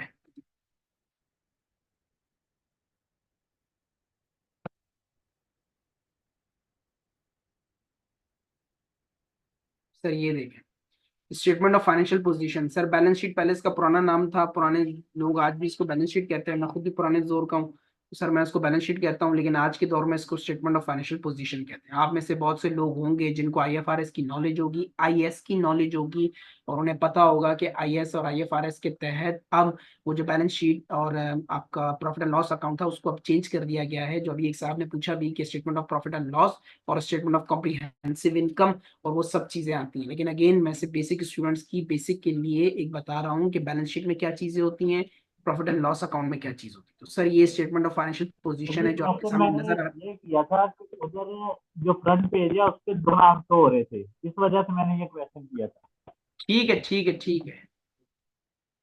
अच्छा सर जी, मैंने आपसे जो बैलेंस शीट के ऊपर अर्ज किया कि बैलेंस शीट के अंदर एसेट्स भी होते हैं, लायबिलिटीज भी होती हैं, तो ये आपको स्क्रीन पे नजर आ रहा है कि बैलेंस शीट में एसेट्स भी हैं, ये देख रहे हैं आप यहाँ पर, मैं आपको एक एक करके दिखाता हूँ। यहाँ पे आपके पास ये शेयर कैपिटल नजर आया आपको? सॉरी, ये आपको शेयर कैपिटल के ऊपर इक्विटी नजर आया, इक्विटी एंड लायबिलिटीज। ठीक है, नॉन करंट लायबिलिटीज, ये करंट लायबिलिटीज। आप हमें आज की क्लास में सिखा क्या रहे हैं? सर मैं आपको सिर्फ ये सिखा रहा हूँ कि आपने अगर किसी बंदे से बात करनी, कुछ भी करना है तो आपने उससे क्या चीजें मांगी। सर ये हम कैलकुलेशन करेंगे कैसे, हमें तो समझ नहीं आ रही। सर अभी आप रखें, 4 महीने का पूरा कोर्स पड़ा हुआ है, सब चीजें आपको सिखाएंगे, पढ़ना सिखाएंगे, लिखना सिखाएंगे, और देखना भी सिखाएंगे कि देखना कैसे है, और चीजों को देख के निकालना कैसे है। ये इंशाल्लाह सारा जादू आपसे के साथ हम शेयर करेंगे इंशाल्लाह। दीपक साहब थोड़ा सा वेट करें, थोड़ा सा वेट करें, एडवांस लेवल के क्वेश्चंस ना करें, तमाम आपके जवाब दूंगा मैं, थोड़ा सा वेट करें। ठीक हो गया सर? सर दोबारा स्लाइड पर आए। स्लाइड पर आपने एक चीज लिखी हुई थी, statement of cash flow. Sir cash flow क्या चीज होती है? सर कैश फ्लो ये चीज होती है कि मेरे पास अगर मिसाल के तौर पर कितना कैश आउटफ्लो हो रहा है, इनफ्लो हो रहा है। सर एक बात बताएं, आप हमें कभी दुकान वाले की बात करते हैं, आप हमें कभी यूनिलीवर की बात करते हैं, फिर आप कहते हो कि स्टॉक एक्सचेंज की वेबसाइट पे जाओ, वहां जाके ये चीजें रखी हुई जाको पढ़ो। सर हमारा तो दिमाग खराब हो जाएगा। सर क्यों? क्योंकि सर हर बंदा अपने हिसाब से वो तो मतलब क्या क्या अकाउंट्स बना के ला रहा होगा। सर हर बंदा कर रहा होगा, लेकिन जो कंपनीज है, प्राइवेट लिमिटेड कंपनीज जितनी भी है, कितनी प्राइवेट लिमिटेड कंपनीज जितनी भी हैं जो एससीसीपी के पास रजिस्टर्ड होती हैं, वो तमाम इसी फॉर्मेट के ऊपर अपनी फाइनेंशियल स्टेटमेंट बनाएंगे। सर क्यों बनाएंगे? सर छोटी सी मिसाल देता हूँ, 4 दोस्त बैठे हुए हैं, पाकिस्तान के चारों सूबों से ताल्लुक रखते हैं, ठीक हो गया। एक बलोची बोलता है, एक सिंधी बोलता है, एक पंजाबी बोलता है, एक पश्तो बोलता है, चारों बैठे हैं अपनी अपनी बोलियां बोल रहे हैं, कख नहीं समझ आना कि डिस्कशन चल क्या रही। लेकिन अगर चारों एक ही जबान इस्तेमाल करेंगे, उर्दू, जो चारों की मुश्तरका जबान है, तो सबको समझ में आ जाएगा कि बात चल क्या रही। ठीक हो गया सर जी? तो सर इसी वजह से गवर्नमेंट ने या हमारा जो अकाउंटिंग की रेगुलेटरी बॉडी है, उसने अकाउंट्स स्टेटमेंट वगैरह की फाइनेंशियल स्टेटमेंट का एक फॉर्मेट प्रिस्क्राइब कर दिया कंपनीज के लिए। अब कंपनीज उसी की फॉर्मेट पे, उसी लेआउट पे, उसी वर्कफ्लो के हिसाब से चीजें अपनी डिजाइन करते हैं और बनाते हैं। ये जो स्क्रीन पे आपको नजर आ रहे हैं अकाउंट्स, मैं आपसे शर्तिया कहता हूँ, आप तमाम बैलेंस उसके स्टॉक एक्सचेंज की वेबसाइट पे जाकर लिस्टेड कंपनी की चीजें आप देख लें, आपको ये सारी की सारी चीजें वहां पर ऐसी नजर आए। किसी में 2-3 चीजें कम, किसी में ज्यादा होंगी, लेकिन फॉर्मेट सब यही होगा, मोर और लेस। 10% का जो है वो हर एक की मैच नहीं कर सकती। तो हो गया। अच्छा सर जी, आप हमसे शेयर कर रहे थे, आप हमसे शेयर कर रहे थे cash flow, right? Sir cash flow share कर रहे थे, कैश फ्लो कहाँ गया? सर ये रहा cash flow. Sir cash flow में क्या होता है? सर कैश लोग अगेन अकाउंटिंग रेगुलेटरी बॉडी की जिम्मेदारी है कि वो तमाम लोगों को बोलती है, भाईजान अपने अकाउंट्स इस फॉर्मेट पे बनाओ, ताकि मेरे पास जब चीज आए तो मैं उसको सही तौर पे देख सकूं, हम इसकी बेसिस पे कुछ डिसीजन मेकिंग करें। क्योंकि आप गवर्नमेंट के एंगल से सोचो, हर प्राइवेट लिमिटेड अपने हिसाब से अकाउंट्स बना के दे रही है, हर प्राइवेट लिमिटेड अपने अकाउंट हिसाब से अकाउंट्स बना के दे रही है। वो क्या बैठ के अकाउंट्स कोई बनाते रहेंगे? उन्होंने एक फॉर्मेट दे दिया है कि भाईजान आपने इन इन चीजों पे अकाउंट्स बनाने और हमसे शेयर करने। जब उनसे शेयर हो जाएंगे तो वो चीजें क्या होंगी सर जी? उनको अच्छे तरीके से एनालाइज करने में, समराइज करने में, डिसीजन मेकिंग में आसानी होगी। सर उसी ऑब्जेक्टिव को सामने रखते हुए स्टेटमेंट ऑफ कैश फ्लोज भी बनाया गया है, जिसके अंदर कैश की जो मूवमेंट होती है कंपनी के अंदर, कितना कैश मेरा ऑपरेशन में लगा, कितना कैश मैंने डिपॉजिट के तौर पे पे किया, कितना कैश मैंने लीज वाली गाड़ियां जो ली हुई थी उनकी पेमेंट की, कितना कैश मैंने प्रॉपर्टी प्लांट इक्विपमेंट पे लगाया, कितना कैश मेरा एक्सपेंसेस में गया, तो उसकी एक स्टेटमेंट बनती है जिसको स्टेटमेंट ऑफ कैश फ्लो भी कहते हैं, राइट?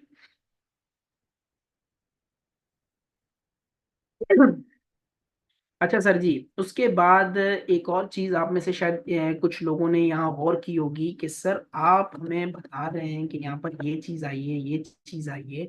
सर यहाँ पर एक चीज और लिखी हुई नजर आ रही है। सर क्या लिखी हुई नजर आ रही है? सर ये नोट्स लिखे हुए आ रहे हैं यहाँ पर, ये नोट, इसके आगे एक नंबर लिखा हुआ आ रहा है, 29, 30, फिर इसके आगे 32 लिखा हुआ। सर ये क्या है? सर ये इससे मुतल्लिक कुछ छोटी छोटी चीजें वहां पर मेंशन है। कहाँ मेंशन है?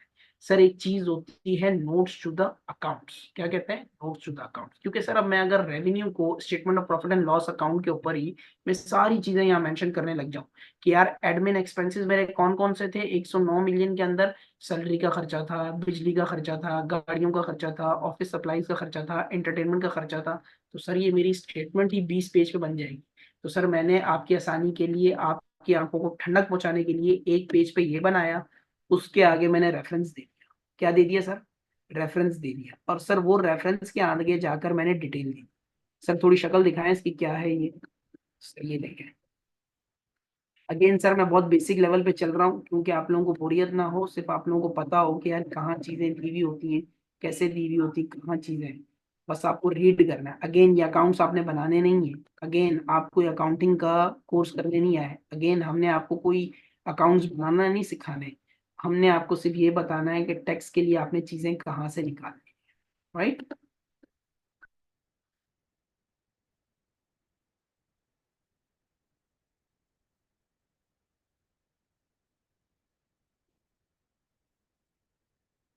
ये देखें सर, रेवेन्यू की फिगर नजर आई आपको कि लोकल सेल्स इतनी थी, इस सेल्स के ऊपर सेल्स टैक्स का अमाउंट इतना था, और फिर उसमें से सेल्स रिटर्न इतनी हुई थी। सर अगर ये सारी चीजें मैं वहां रिफ्लेक्ट करता तो क्या मैं प्रॉफिट एंड लॉस अकाउंट एक उस पर बनता? नहीं बनता। तो सर मैंने क्या किया, सर मैंने ये किया कि मैंने यहाँ पर उसके सामने नोट दिया, और नोट में जाकर नीचे चीजें जो है मैंने रख दी मैंने, राइट। अच्छा सर जी, उसके बाद आप नीचे आए, यहाँ पर देखें और भी चीजें हैं आपके पास। अम, यहाँ पर ये देखें sir, general admin expenses. Sir अब ये सारे एक्सपेंसेस जितने खर्चे हुए हैं सर, अगेन ये पूरे साल के खर्चे हैं। मैंने सर रिकॉर्ड करता रहा, सॉफ्टवेयर लगाया हुआ है, पुरसुकून होकर रात को नींद कर रहा हूँ कि यार खर्चे हो रहे हैं तो जो भी हो रहे हैं रिकॉर्ड हो रहा है, साल के आखिर में देखूंगा। सर देखे ना, रेंट का खर्चा हो रहा है, व्हीकल रनिंग एक्सपेंसेस हो रहे हैं, प्रिंटिंग एंड स्टेशनरी का खर्चा हो रहा है, ट्रैवलिंग एंड कन्वेंस का खर्चा हो रहा है, सर्विस फी का खर्चा हो रहा है, इलेक्ट्रिसिटी चार्जेस का खर्चा हो रहा है, एमोटाइजेशन का हो रहा है, सैलरीज का खर्चा हो रहा है। सर ये सारे खर्चे रिकॉर्ड हो रहे हैं। सर फेस पे एक वैल्यू जा रही थी, कौन सी? 109 मिलियन की, याद आया आपको? जो ऊपर फिगर में दिखा रहा था आपको, ये वाली फिगर, राइट। और उसके सामने नोट दिया हुआ था। तो सर ये सारी चीजें क्या कहलाती हैं आपकी? सर ये आपकी फाइनेंशियल स्टेटमेंट कहलाती है। सर इन फाइनेंशियल स्टेटमेंट की बुनियाद पर हम चीजें निकालते हैं। सर हम कैसे निकालेंगे, क्या करेंगे? सर आप वेट करें थोड़ा, 4 महीने रखे हुए हमारे पास, हम उन 4 महीनों के अंदर बैठ के एक साथ देखेंगे चीजें, फिर हमें पता चलेंगी कि हमने इन चीजों को कैसे एनालाइज करना है और क्या करना है। अभी तो सिर्फ आपको एक मैं थोड़ी व्यू करवा रहा था इसका।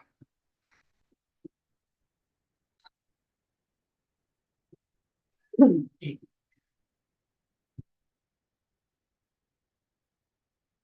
ये रहा सर, ये देखें, इसके अंदर फाइनेंशियल पोजीशन आ गया, जो बैलेंस शीट है, प्रॉफिट एंड लॉस आ गया, statement of changes in equity है, स्टेटमेंट ऑफ कैश फ्लोज है, notes to the financial statement. Sir ये सारी चीजें मिला के क्या बनती है मेरे पास?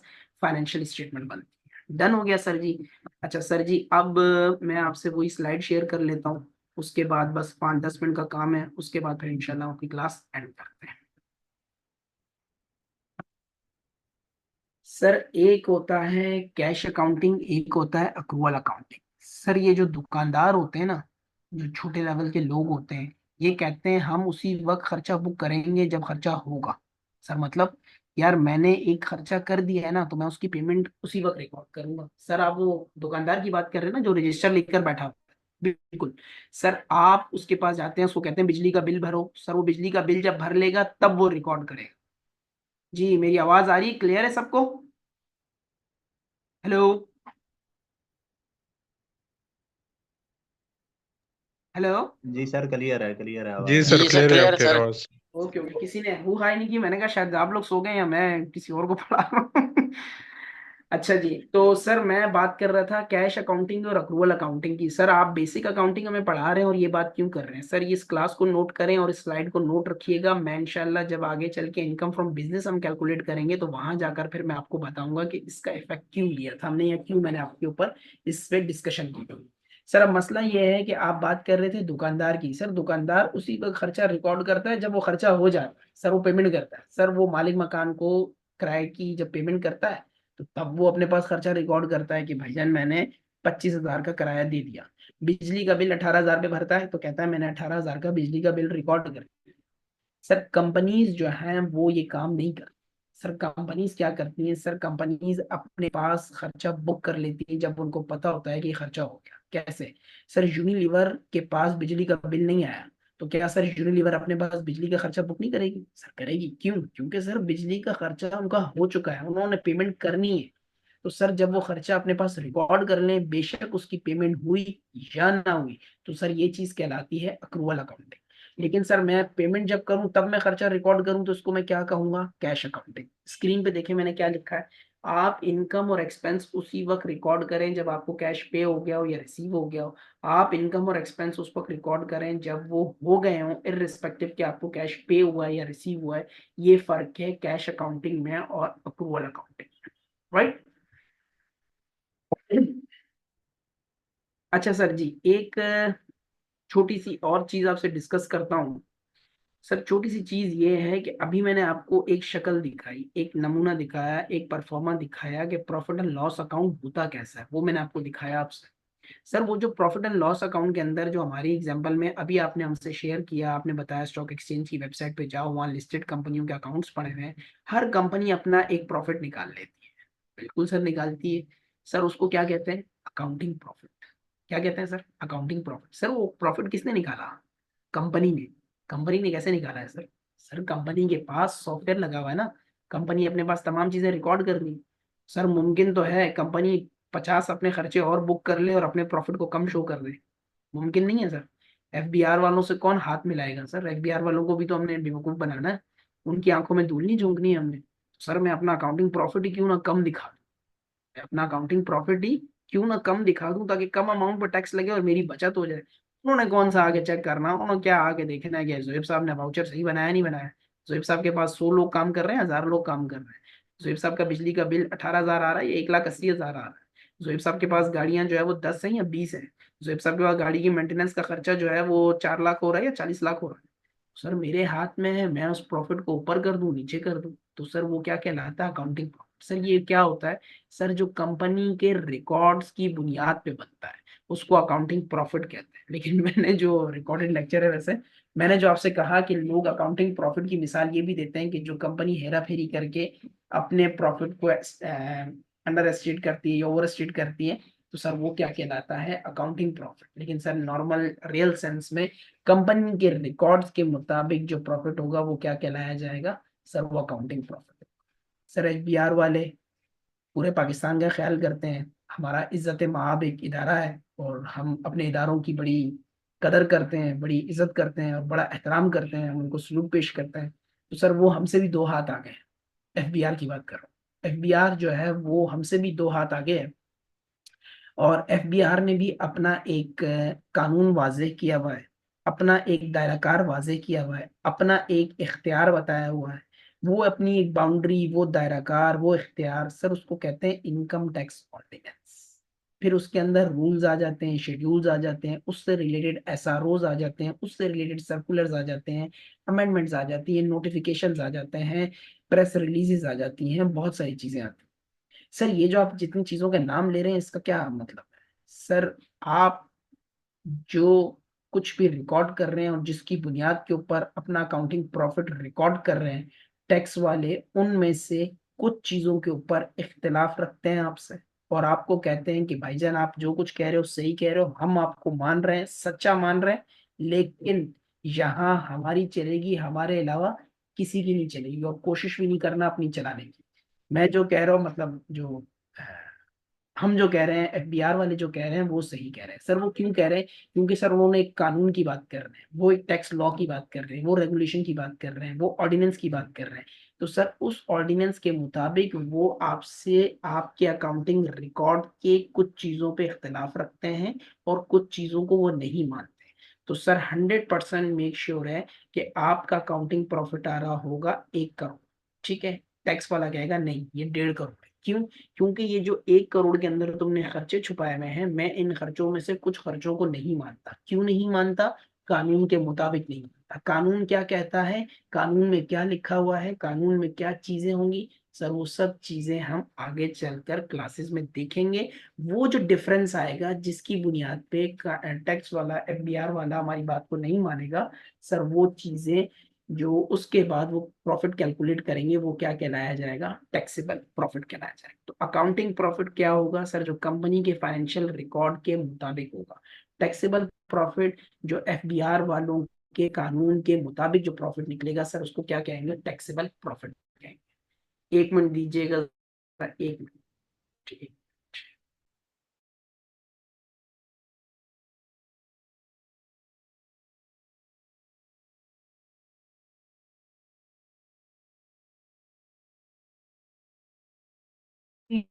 ऐसा है कि एक तो ये हो गया अकाउंटिंग का प्रॉफिट, एक हो गया टैक्सेबल का प्रॉफिट, ठीक।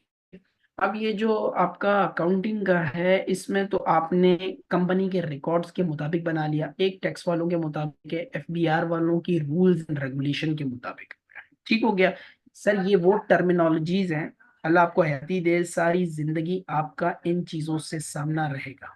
अगर आप एक लिस्टेड क्लाइंट की या एक छोटे से क्लाइंट की भी आप टैक्सेशन को देख रहे हैं, डील कर रहे हैं, उसके साथ इंगेज है, सॉरी, तो आपको इन चीजों का जो है वो सामना रहेगा, ठीक हो गया। अकाउंटिंग प्रॉफिट का, टैक्सेबल प्रॉफिट का। सर डेप्रिसिएशन और एमोटाइजेशन भी आपने लिखा हुआ है, सर इसकी रेलेवेंस अभी यहाँ नहीं है, लिखा हुआ है, आप पढ़ लें, आप से ज्यादा लोगों को पता होगा, नहीं पता होगा इनकम फ्रॉम बिजनेस जब पढ़ेंगे वहां मैं आपसे ये चीजें डिस्कस करूंगा, ठीक हो गया। सर उसके बाद एक और कॉन्सेप्ट आपको पता होना चाहिए कि एक चीज होती है कॉस्ट, एक होता है फेयर वैल्यू। बहुत आसान है सर, मैंने लैपटॉप खरीदा था आज से 6 महीने पहले। सर मैं पैसे देकर आया वो आईटी वाले कंप्यूटर वाले को, और मैंने 70,000 में वो लैपटॉप खरीद लिया। सर मैंने वो पैसे दिए उसको, वो लैपटॉप ले लिया। सर ये वो कॉस्ट थी जिसपे मुझे वो लैपटॉप मिला है, ठीक हो गया सर जी। सर आज 6 महीने के बाद मैं मार्केट में खड़े होकर आवाज लगाता हूँ या मार्केट में जाकर पता करता हूँ कि यार इतने का जो लैपटॉप है, ये स्पेसिफिकेशन है, ये कितने का मिलेगा, या मैं बेच रहा हूँ कितने का मुझे मिलेगा, मुझे कितने पैसे मिलेंगे। सर वो 70,000 की जगह 50,000 मुझे मिलते हैं। सर ये फेयर वैल्यू है, क्योंकि मैं उसको आज बेच सकता हूँ, हो सकता है वो ऊपर भी चला जाए। जैसे किसी जमाने में गाड़ियों की कीमतें, लोगों ने 25-30 लाख में गाड़ी ली, पता चला एकदम डॉलर शूट हुआ और वो 25-30 लाख की गाड़ी वो 70-80 लाख पहुंच गई। तो सर वो जो 25-30 लाख की गाड़ी खरीदी थी, जिस अमाउंट पे खरीदी थी, वो कॉस्ट आज की तारीख में उसकी फेयर वैल्यू क्या है, 70-80 लाख। सर ये भी एक बड़ा इंपॉर्टेंट एस्पेक्ट है, एक इंपॉर्टेंट चीज है जो ताहयात आपके साथ टैक्स की जिंदगी में चलती रहेगी। तो ये छोटी छोटी चीजें हैं जो कि आपको पता होनी चाहिए अकाउंटिंग के लिहाज से। ये सब इररेलेवेंट चीज है। अच्छा सर, मैं क्वेश्चन आंसर पे आने से पहले अपनी पूरी एक क्लास को समराइज करता हूँ, सम अप करता हूँ कि आज की क्लास के अंदर मैंने बड़ी बेसिक लेवल की चीजें बताई हैं, और हो सकता है इसमें से कुछ चीजें आपको पता हो, कुछ लोगों को बोरियत हुई हो, कुछ लोगों को चीजें पता चली हो। लेकिन इस चीज का मकसद ये था कि आपको इन चीजों में परेशान होने की जरूरत नहीं है। आपको ये नहीं पता होना चाहिए कि यार ये अकाउंट्स कैसे बनेंगे, ये अकाउंट्स किस तरीके से बनते हैं, नहीं। आपको जो financial statement, record keeping, book keeping, documentation, लिखत पढ़त, खाते, ये चीजें मिल जाएंगी। आपने अपनी टैक्स की कैलकुलेशन करनी, कैसे करनी है वो हम आगे देखेंगे, लेकिन बेसिक अकाउंटिंग होगी तो आपको पता चलेगा ना। क्यों? जब तक कोई लिखत पढ़त ही नहीं है, आपको पता ही नहीं है आपने माल कितने का बेचा, कितने का खरीदा, कितना प्रॉफिट हुआ, कितना लॉस हुआ, एसेट कितना है आपके पास, बैंक बैलेंस कितना है, टैक्स कितना कट रहा है, टैक्स पे कितना कर चुके हो, लोग आपका टैक्स कितना काट चुके हैं, आप तब तक क्या टैक्स की कैलकुलेशन करो। तो अकाउंटिंग और टैक्स का आपस में डायरेक्टली रिलेशनशिप है, ठीक हो गया।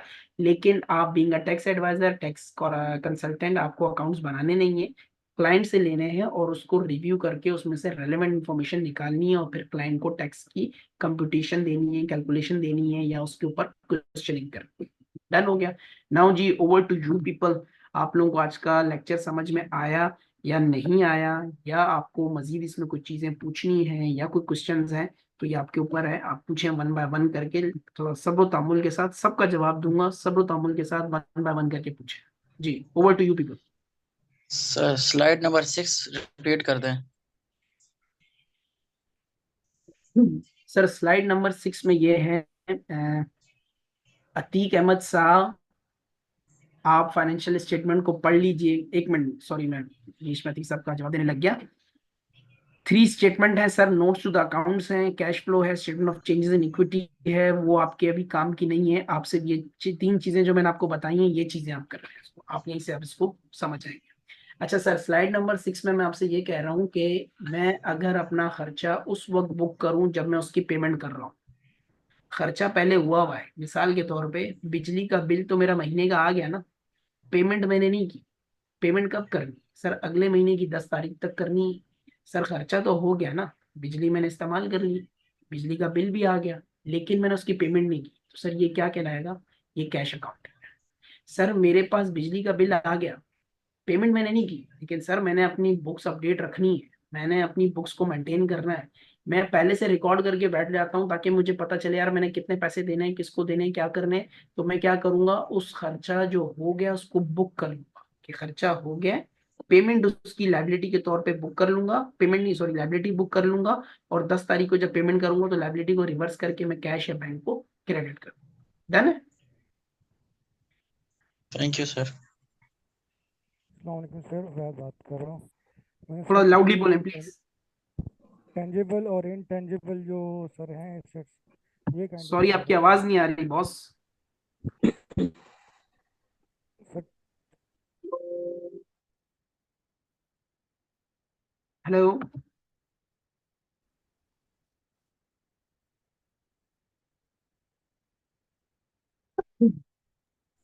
अस्सलाम वालेकुम।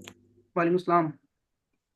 ऐसे सर मैं असद बात कर रहा हूँ, आपको दोपहर के टाइम एक नोटिस शेयर किया था मैंने।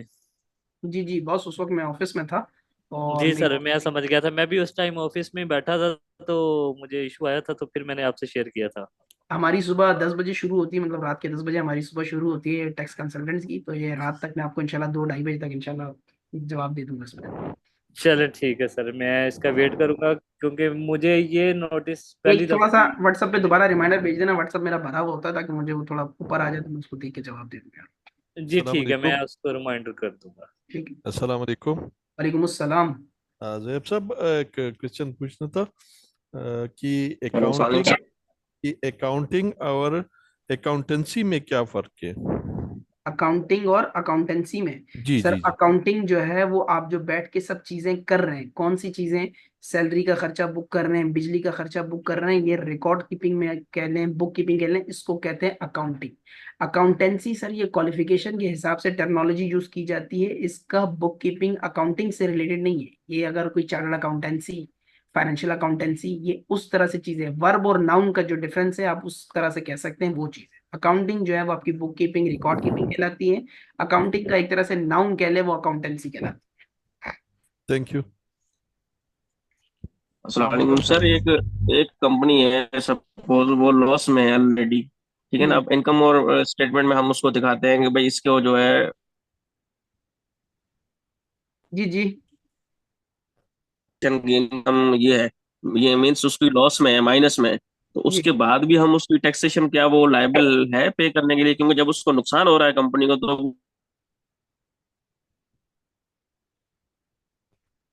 हेलो। हेलो, अस्सलाम वालेकुम सर। एक मिनट यार, वो उनका शायद लाइन ड्रॉप हो गई। वो हैं, मुझे सुन रहे हैं? हेलो। सर जी उनका जी सर, सुन रहा क्वेश्चन हूँ। बेसिकली ये था कि प्रॉफिट हाँ मैं लॉस में समझ गया, मैं आपको समझ लॉस गया हूँ, हो मैं रहा है। उनका क्वेश्चन समझ गया हूँ। सर जब लॉस में होते हैं आप, तो देखें इनकम फ्रॉम बिजनेस की कैलकुलेशन के हवाले से, कैपिटल गेन के हवाले से, इनकम फ्रॉम प्रॉपर्टी के हवाले से लॉस आपका बिजनेस में आया है, राइट। ये जब आप 5 हेड्स ऑफ इनकम कर लेंगे ना, तो आपको इस सवाल का जवाब अच्छे तरीके से समझ में आ जाएगा। अभी फॉर द टाइम बिंग आप ये समझ लें, जब आप एक बिजनेस रन करते हैं और उसके अंदर लॉस आता है आपको, तो लॉस के ऊपर आपको टैक्स नहीं देना होता, लेकिन कुछ ना कुछ पेमेंट्स आपके पास से जारी होती है। सर कौन सी पेमेंट जारी होती है? सर आपके पास पेमेंट जारी होती है एडवांस टैक्स की। आपके पास जो माल आप सप्लाई करते हैं मार्केट में, लोग आपको पेमेंट करते हुए आपका टैक्स डिडक्ट कर लेते हैं। तो सर वो टैक्स की पेमेंट आपकी बन रही है, एडवांस टैक्स की पेमेंट आपकी जा रही है। साल के आखिर में जाकर पता चलता है आपका तो लॉस आ गया, पेमेंट आपने कर दी, लेकिन सर ये जितनी चीजें आपने रिकॉर्ड की, टैक्स वगैरह पे किया, सब चीजें की, उसकी बुनियाद के ऊपर भी आपको टैक्स की कैलकुलेशन होती है, एक बात। दूसरी बात यह है कि जब इनकम फ्रॉम बिजनेस की आप कैलकुलेशन करते हैं तो सिर्फ लॉस के पैरामीटर नहीं होता सर, 2-3 चीजें और होती हैं। 2-3 चीजें क्या होती हैं, जैसे मैंने अभी आपसे एक स्लाइड शेयर की थी कि अकाउंटिंग प्रॉफिट और टैक्सेबल प्रॉफिट। मुमकिन है कि आपके अकाउंट्स के अंदर, आपकी बुक्स के अंदर, आपकी रिकॉर्ड्स के अंदर प्रॉफिट आ रहा हो, लेकिन वो टैक्स वाला जो अपनी कानून की किताब को लेकर बैठा है वो ये कहेगा मेरे हिसाब से तो प्रॉफिट है, मेरे हिसाब से तो इतना टैक्स बनता है। थर्ड थिंग, अगर लॉस आ रहा है दोनों के मुताबिक, अकाउंटिंग प्रॉफिट के मुताबिक, अकाउंट्स वालों के मुताबिक भी और टैक्स वालों के मुताबिक भी, तो there is the third thing, turnover tax. आपको टर्नओवर टैक्स भी देना होता है, 113 का जिसको हम कहते हैं टर्नओवर टैक्स होता है, वो चीज भी देनी होती है। तो ये जब आप चारों हेड्स कर लेंगे तो फिर आपको इस चीज का मजीद समझ में आएगी कि यार क्यों है। फॉर द टाइम बिंग आपका लॉस आ जाए तो ये सिंगल क्राइटेरिया नहीं है कि आपके ऊपर टैक्स नहीं लगेगा, आपको बल्कि टैक्स देना पड़ेगा। ठीक है, और जो देना पड़ेगा उसकी पेमेंट नहीं होती, बाजू का तो आपका ऑलरेडी डिडक्ट हो चुका होता है, सफर हो चुका होता है, कलेक्ट हो चुका होता है आपके बिहाफ पे, तो आप वहां से उसको एडजस्ट करते हैं। ये जब हम इनकम फ्रॉम बिजनेस पढ़ेंगे तब आपको मजीद जो है वो चीजें समझ में आएंगी। जी, एनीवन एल्स? जी ओके अस्सलाम सर, वालेकुम थैंक यू। सर। वालेकुम सलाम। टेंजिबल और इनटेंजिबल अच्छा एसेट्स सर। बता देंगे। अच्छा सर, मैंने क्वेश्चन ये था कि जब हम ये थ्योरी सारी टेक्स्ट के पढ़ लेंगे जी और उसके बाद आप आयरस पे प्रैक्टिस भी करवाएंगे या उसका क्या सीन है? देखिए, मैंने प्रैक्टिस। शायद लास्ट क्लास में भी हम लोगों ने एक चीज डिस्कस की थी कि हमारा एक आयरस का पोर्टल हमारा चल रहा है।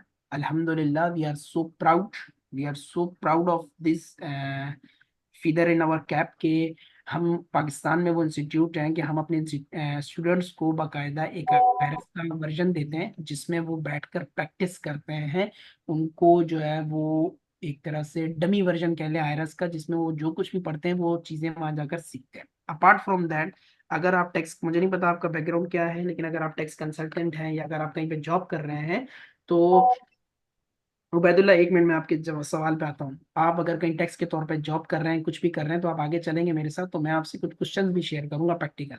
आपका कोई एग्जाम नहीं होगा, आपने कहीं जाके पेपर अपेयर नहीं करना, आपने कहीं जाके जो है वो टेस्ट नहीं देना, लेकिन एक सॉर्ट ऑफ आपको सिनेरियो बेस में कुछ चीजें शेयर करूंगा, तो वो जब भी चीजें आप देखेंगे तो आपको समझ में आ जाएंगी। और हमारा जो सॉफ्टवेयर इंशाल्लाह लाइव होगा वो आपको, मेरे ख्याल में लाइव हो भी चुका है, वो आपको एडमिनिस्ट्रेटर जो है वो बता देंगे और आप उनसे डिस्कस करके भी उसका एक्सेस ले सकते हैं। तो वो हम ठीक। देते हैं उसके ऊपर कि आप सारी कैलकुलेशन करते हैं। अच्छा, एक मिनट, मैं यहाँ पर एक चीज़ कह दूँ, बहुत से लोग हमसे सॉफ्टवेयर के हवाले से पूछते हैं। देखें, मैं और आप, हम लोग प्ले स्टोर यूज़ करते हैं ना मोबाइल पे, प्ले स्टोर के ऊपर हमारे पास बेतहाशा चीज़ें आती, बेतहाशा चीज़ें आती। हमें नहीं पता होता कि यार ये वाली एप्लीकेशन कैसे काम करेगी। हम उसके ऊपर क्लिक करते जाते हैं, वो हमें बोलता है नहीं यार ये नहीं करो, ये वाली मैंडेटरी फील्ड है, एस्टेरिक दिया हुआ है यहाँ, लाजमी पुट इन करो कुछ, तो फिर हम वो पुट इन करते हैं, फिर वो हमें आगे जाने देता है। ऐसा ही है। तो sir same goes with the Iris, same goes with any software. अगर आयरस पे आपकी बेसिक अंडरस्टैंडिंग क्लियर है, आयरस पे आपको बेसिक चीज़ों का पता है कि यार कौन सी चीज़ें कैसे नहीं, मैं भी आपसे स्क्रीनशॉट शेयर करता रहूंगा लाइव, आपको आयरस का आईडी पासवर्ड डाल के भी दिखाता रहूंगा कि यार ये चीज़ें यहाँ यहाँ डालनी है। तो अगर आपको बेसिक अंडरस्टैंडिंग क्लियर है और आप प्रैक्टिस में हैं तो मेरा नहीं ख्याल कि आयरस का पोर्टल हो या ना हो तो आपको कोई मसला होगा, राइट? जी सर, थैंक यू। ठीक है, उबैदुल्ला साहब आप कुछ पूछ रहे थे, पूछे। वालेकुम। सर मैं ये वालेकुम पूछ रहा था सलाम। कि एक तो टेंजिबल और इनटेंजिबल जो है ना सर, हम्म। एसेट्स ये बता दें सर। और दूसरा जो है कि कैश फ्लो जो आप बता रहे हैं सर, उसमें क्या सिर्फ जो हार्ड कैश फ्लो होता है, इन आउट होता है, वो होता है, या अकाउंट के थ्रू जितनी भी इन आउट हो रही होती है उसको भी कैश फ्लो अरे आपकी कंसिडर आवाज होता है? बहुत स्लो है बॉस, हार्ड कैश फ्लो की बात मुझे समझ नहीं आया। सर मैं ये कह रहा हूँ कि जो कैश फ्लो है उसमें क्या सिर्फ जो हार्ड कैश फ्लो होता है वो होता है, या सिर्फ जो अकाउंट्स के थ्रू भी जितनी इन आउट हो रही होती है वो भी कैश फ्लो में आता है? हेलो यार हेलो मेरा एक सवाल है एक मिनट, एक मिनट, सर, मेरा भी एक सवाल है। अबे भाई रुक जाओ, सबका जवाब होगा, जरा तसल्ली रखो, तसल्ली रखो, तसल्ली रखो।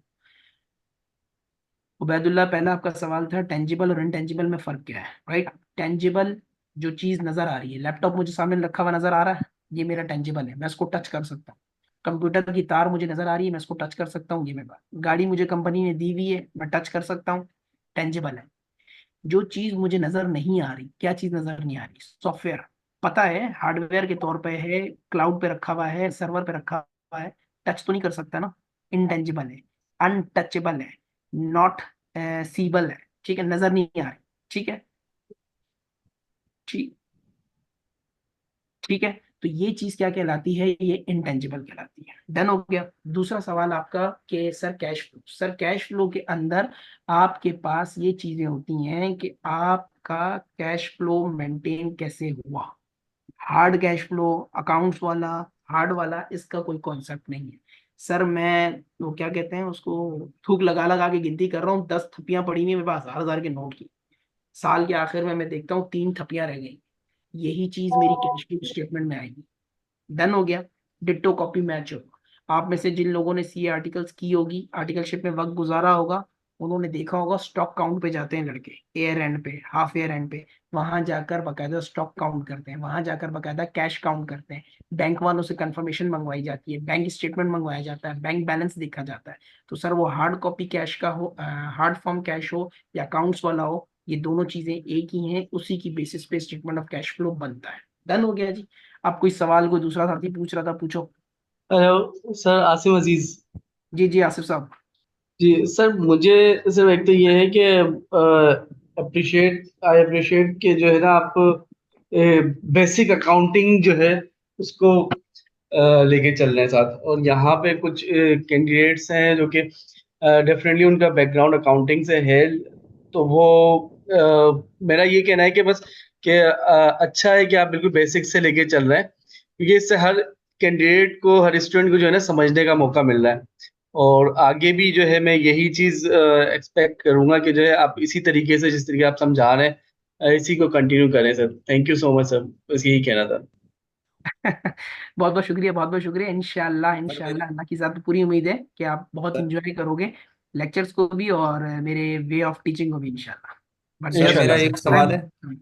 एक मिनट एक मिनट एक मिनट एक minute, just hold for a second. Mohammad Falak Sher Khan साहब, सर काइंडली सर अपनी video lecture with your voice group में सेंड कर दीजिएगा। सर जी ग्रुप में कोई चीज शेयर नहीं होगी वॉइस के साथ। अभी मैं 1.5 घंटा यहाँ भी दूँ फिर वहाँ भी वॉइस ग्रुप में शेयर करूँ।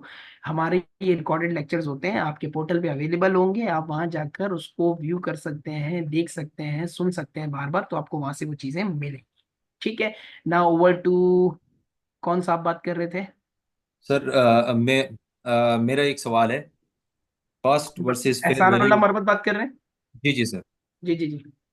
अच्छा, कॉस्ट वर्सेस फेयर वैल्यू के हवाले से सर, मैंने 2019 में एक प्लॉट खरीदा था, और उस वक्त 33 लाख रुपए उसकी मार्केट वर्थ थी, जबकि जो डीएचए की वर्थ थी उस वक्त, बुक वैल्यू जो थी वो 9 लाख रुपए थी। ठीक हो गया। और अब जब 2024 में मैंने सेल किया है, उसकी वर्थ जो है वो 55 लाख है, और डीएचए की वही 9 लाख रुपए है। जाहिर है वो इंस्टॉलमेंट पे थी, इंस्टॉलमेंट पे चल रहा था। हाँ अब डीएचए हाथ मार रहे हो ख्याल से जरा। अच्छा। तो लेकिन एफबीआर ने कुछ 1 साल 2 साल पहले कोई फेयर वैल्यू के हवाले से कोई नोटिफिकेशन जारी किया था, उसमें उसके हवाले से अगर देखा जाए तो इस एरिया की 15 लाख रुपए वो वर्थ बनती है। अब मुझे ये बताएं कि जो इस साल के मैं रिटर्न फाइल करूंगा, तो उसमें मैं कौन सी वैल्यू डालूंगा, इनकम क्या डालूंगा, प्रॉफिट क्या डालूंगा, उसके हवाले से थोड़ा सा अगर यहाँ पे आइडिया, शायद हम आगे चल के पढ़ेंगे मजीद भी डिटेल में शायद ये चीजें। ठीक है मैं समझ गया, आपका सवाल समझ गया। पहली बात तो ये कि आपने वो प्लॉट रखा हुआ या सेल कर दिया? वो सेल कर दिया है। सेल कर दिया, कितने अमाउंट पे सेल किया है? 55 लैक्स। 55 लैक्स। अब देखें आपकी वेल्थ के अंदर वो अमाउंट 2019 से कितने अमाउंट पे आ रहा था? सर उस वक्त हमने जो मैंने खरीदा था वो 32 लाख रुपए में। नहीं नहीं नहीं, मैं वेल्थ स्टेटमेंट की बात कर रहा हूँ। वेल्थ स्टेटमेंट में वो 32 लाख पे रिकॉर्ड हुआ था या 9 लाख पे रिकॉर्ड हुआ? 9 लाख पे रिकॉर्ड हुआ हुआ 9 था। लाख पे रिकॉर्ड हुआ था। फिर अब बाद देखें, में फिर बाद में बीच में जो एफबीआर ने फेयर वैल्यू का वो छोड़ दें उसको, छोड़ दें कोई उसको, छोड़ दें नोटिफिकेशन। उसको, छोड़ दें उसको, छोड़ दें। आपकी वेल्थ के अंदर वो 9 लाख रुपए पे आ रहा था, राइट? जी जी जी जी ठीक हो गया। अब आज उसको आप बेच रहे हैं 55 लाख रुपए में, सही है? जी सही। वो जो 9 लाख रुपए था ना, वैसे तो आपकी कॉस्ट देखें होनी ये चाहिए थी कि 33 लाख रुपए की कॉस्ट होती है आपकी। क्यों? क्योंकि सर आपने 33 लाख रुपए पे किए, वो आपकी कॉस्ट बनती। लेकिन जाहिर सी बात है, मुझे पता है कि हम लोग रिटर्न फाइल करते हैं और उसके अंदर कैसे चीजों को लेकर चलते हैं। उसमें आपने जरूरी लाजमी तौर पे अंडर द मतलब आउटसाइड द रिटर्न आपने बाकी पेमेंट की होगी। सिर्फ पेमेंट जो घुमाई है वो 9 लाख की घुमाई है, और उसी हिसाब से अपनी वेल्थ स्टेटमेंट को मैनेज किया होगा। डन हो गया? जी जी जी तो जी सर वो जो 9 लाख रुपए था वो आपकी कॉस्ट थी। ठीक हो गया। इस बात को भूल हम्म जाए कि फेयर वैल्यू एफबीआर ने वाकई में 2 बार रिवाइज की, 19 में, 20 में, फिर शायद गालिबन 21 में भी रिवाइज की, फिर बाद में भी रिवाइज की, राइट? तो सर वो जी जो जी जी जी रिवाइज की वो फेयर वैल्यू रिवाइज की। आज जिस अमाउंट के ऊपर आप बेच रहे हो, आज जिस हम्म अमाउंट के ऊपर आप बेच रहे हो, 55 है, 56 है, 65 है, 70 है, ये आपका फेयर वैल्यू। डन हो गया। हम्म कॉस्ट और फेयर वैल्यू का फर्क ये नजर आता है। ठीक हो गया। अब आ जाते हैं बात इस पर कि सर कितने अमाउंट पे बिकेगी। सर अगेन, जब आप खरीदने जा रहे थे तो आपने अपनी वेल्थ को मैनेज किया था 9 लाख रुपए के हिसाब से, क्योंकि वेल्थ के अंदर आपके पास उतने ही पैसे थे, बाकी पैसे आपने आउटसाइड रिटर्न घुमाए थे, ऐसा ही था। जी अब जब आप करने जा रहे हो तो जाहिर सी बात है जो डीसी का चालान बनेगा, जो आप मिसाल तौर पर वो भी एफबीआर की वैल्यू आप बता रहे हो कि 15 लाख रुपए के हिसाब से लेगा, तो फिर उसी अगेन उसी तरीके से आपको 15 लाख रुपए के ऊपर दिखाना पड़ेगा और उसी हिसाब से आपको अपनी जो है 236C का जो है वो आपका चालान बनेगा। लेकिन अगर आप 15 लाख रुपए की बजाय 55 लाख का बताते हो और जो भी आपका होल्डिंग पीरियड बनता है, क्योंकि इस पे कैपिटल गेन बनेगा आपका, कि 55 और 9 का डिफरेंस निकालकर आप जितना भी आपका डिफरेंस बनता है फिर होल्डिंग पीरियड लेते हुए, फिर प्रॉपर्टी की टाइप लेते हुए कि कंस्ट्रक्टेड है, ओपन प्लॉट है, फ्लैट है, उसके हिसाब से फिर आप उसका कैपिटल गेन कैलकुलेट करके ऑफर फॉर टैक्सेशन करो। डन। तो आपका कॉस्ट क्या था? 9 लाख रुपए था, क्योंकि आपने वेल्थ के अंदर 9 पे ही रिकॉर्ड किया हुआ था, जबकि दूसरी जो चीज थी 55 लाख रुपए या आज जिस वैल्यू पे बेच रहे हो ये आपकी फेयर वैल्यू। क्लियर हुआ? जी जी बिल्कुल। ठीक। Thank you. Welcome sir. Portal की लोगन डिटेल्स नहीं मिली हमें, हम आपको देंगे भी नहीं सजाद साहब। नहीं, मिल जाएंगी यार, एडमिनिस्ट्रेटर से कांटेक्ट करो, मिल जाएंगी। वैदुल्ला खान साहब, सर अक्रूवल मींस चीज बेच दी, अमाउंट आई नहीं लेकिन आनी है, सो यू बुक इट। जबरदस्त, 21 तोपों की सलामी आपको सुनेंगे। ठीक है जी, कल इंशाल्लाह मिलते हैं। अच्छा और इसी जज्बे के साथ, ये कोई भाई रह सर, गया मैंने आपको रिमाइंडर रिमाइंडर भेज दिया है, मैसेज रिमाइंडर कर दिया है, तो काइंडली उसको। मैं सोऊंगा नहीं जब तक मैं आपको रिप्लाई ना करूं, बस डन हो गया। सर शुक्रिया आपका बहुत बहुत सर। नहीं तो चले जी, फिर कल कल ऑफिस टाइम में इंशाल्लाह आपको मिलते हैं। तंग करता रहूंगा। बस थोड़ा हल्का तंग करना, ज्यादा नहीं करना। जी जी अच्छा वो कल मिलते हैं इसी टाइम पे, तो 9 से साढ़े जी दस में। सर। अच्छा बीच में कभी अगर मैं थोड़ा लेट हो जाऊं तो थोड़ा यार शोर वोर नहीं मचाना तुम लोग। अच्छा मैं थोड़ा पहुंचने में या कहीं आगे पीछे होता है बंदा तो 5-10 मिनट बंदा वेट कर लेता है। ठीक है, कल फिर इंशाल्लाह जी मिलेंगे सर। और फिर इंशाल्लाह नेक्स्ट टॉपिक स्टार्ट करते हैं। ठीक है जी। अल्लाह हाफिज। ओके जी। अल्लाह। अल्लाह हाफिज।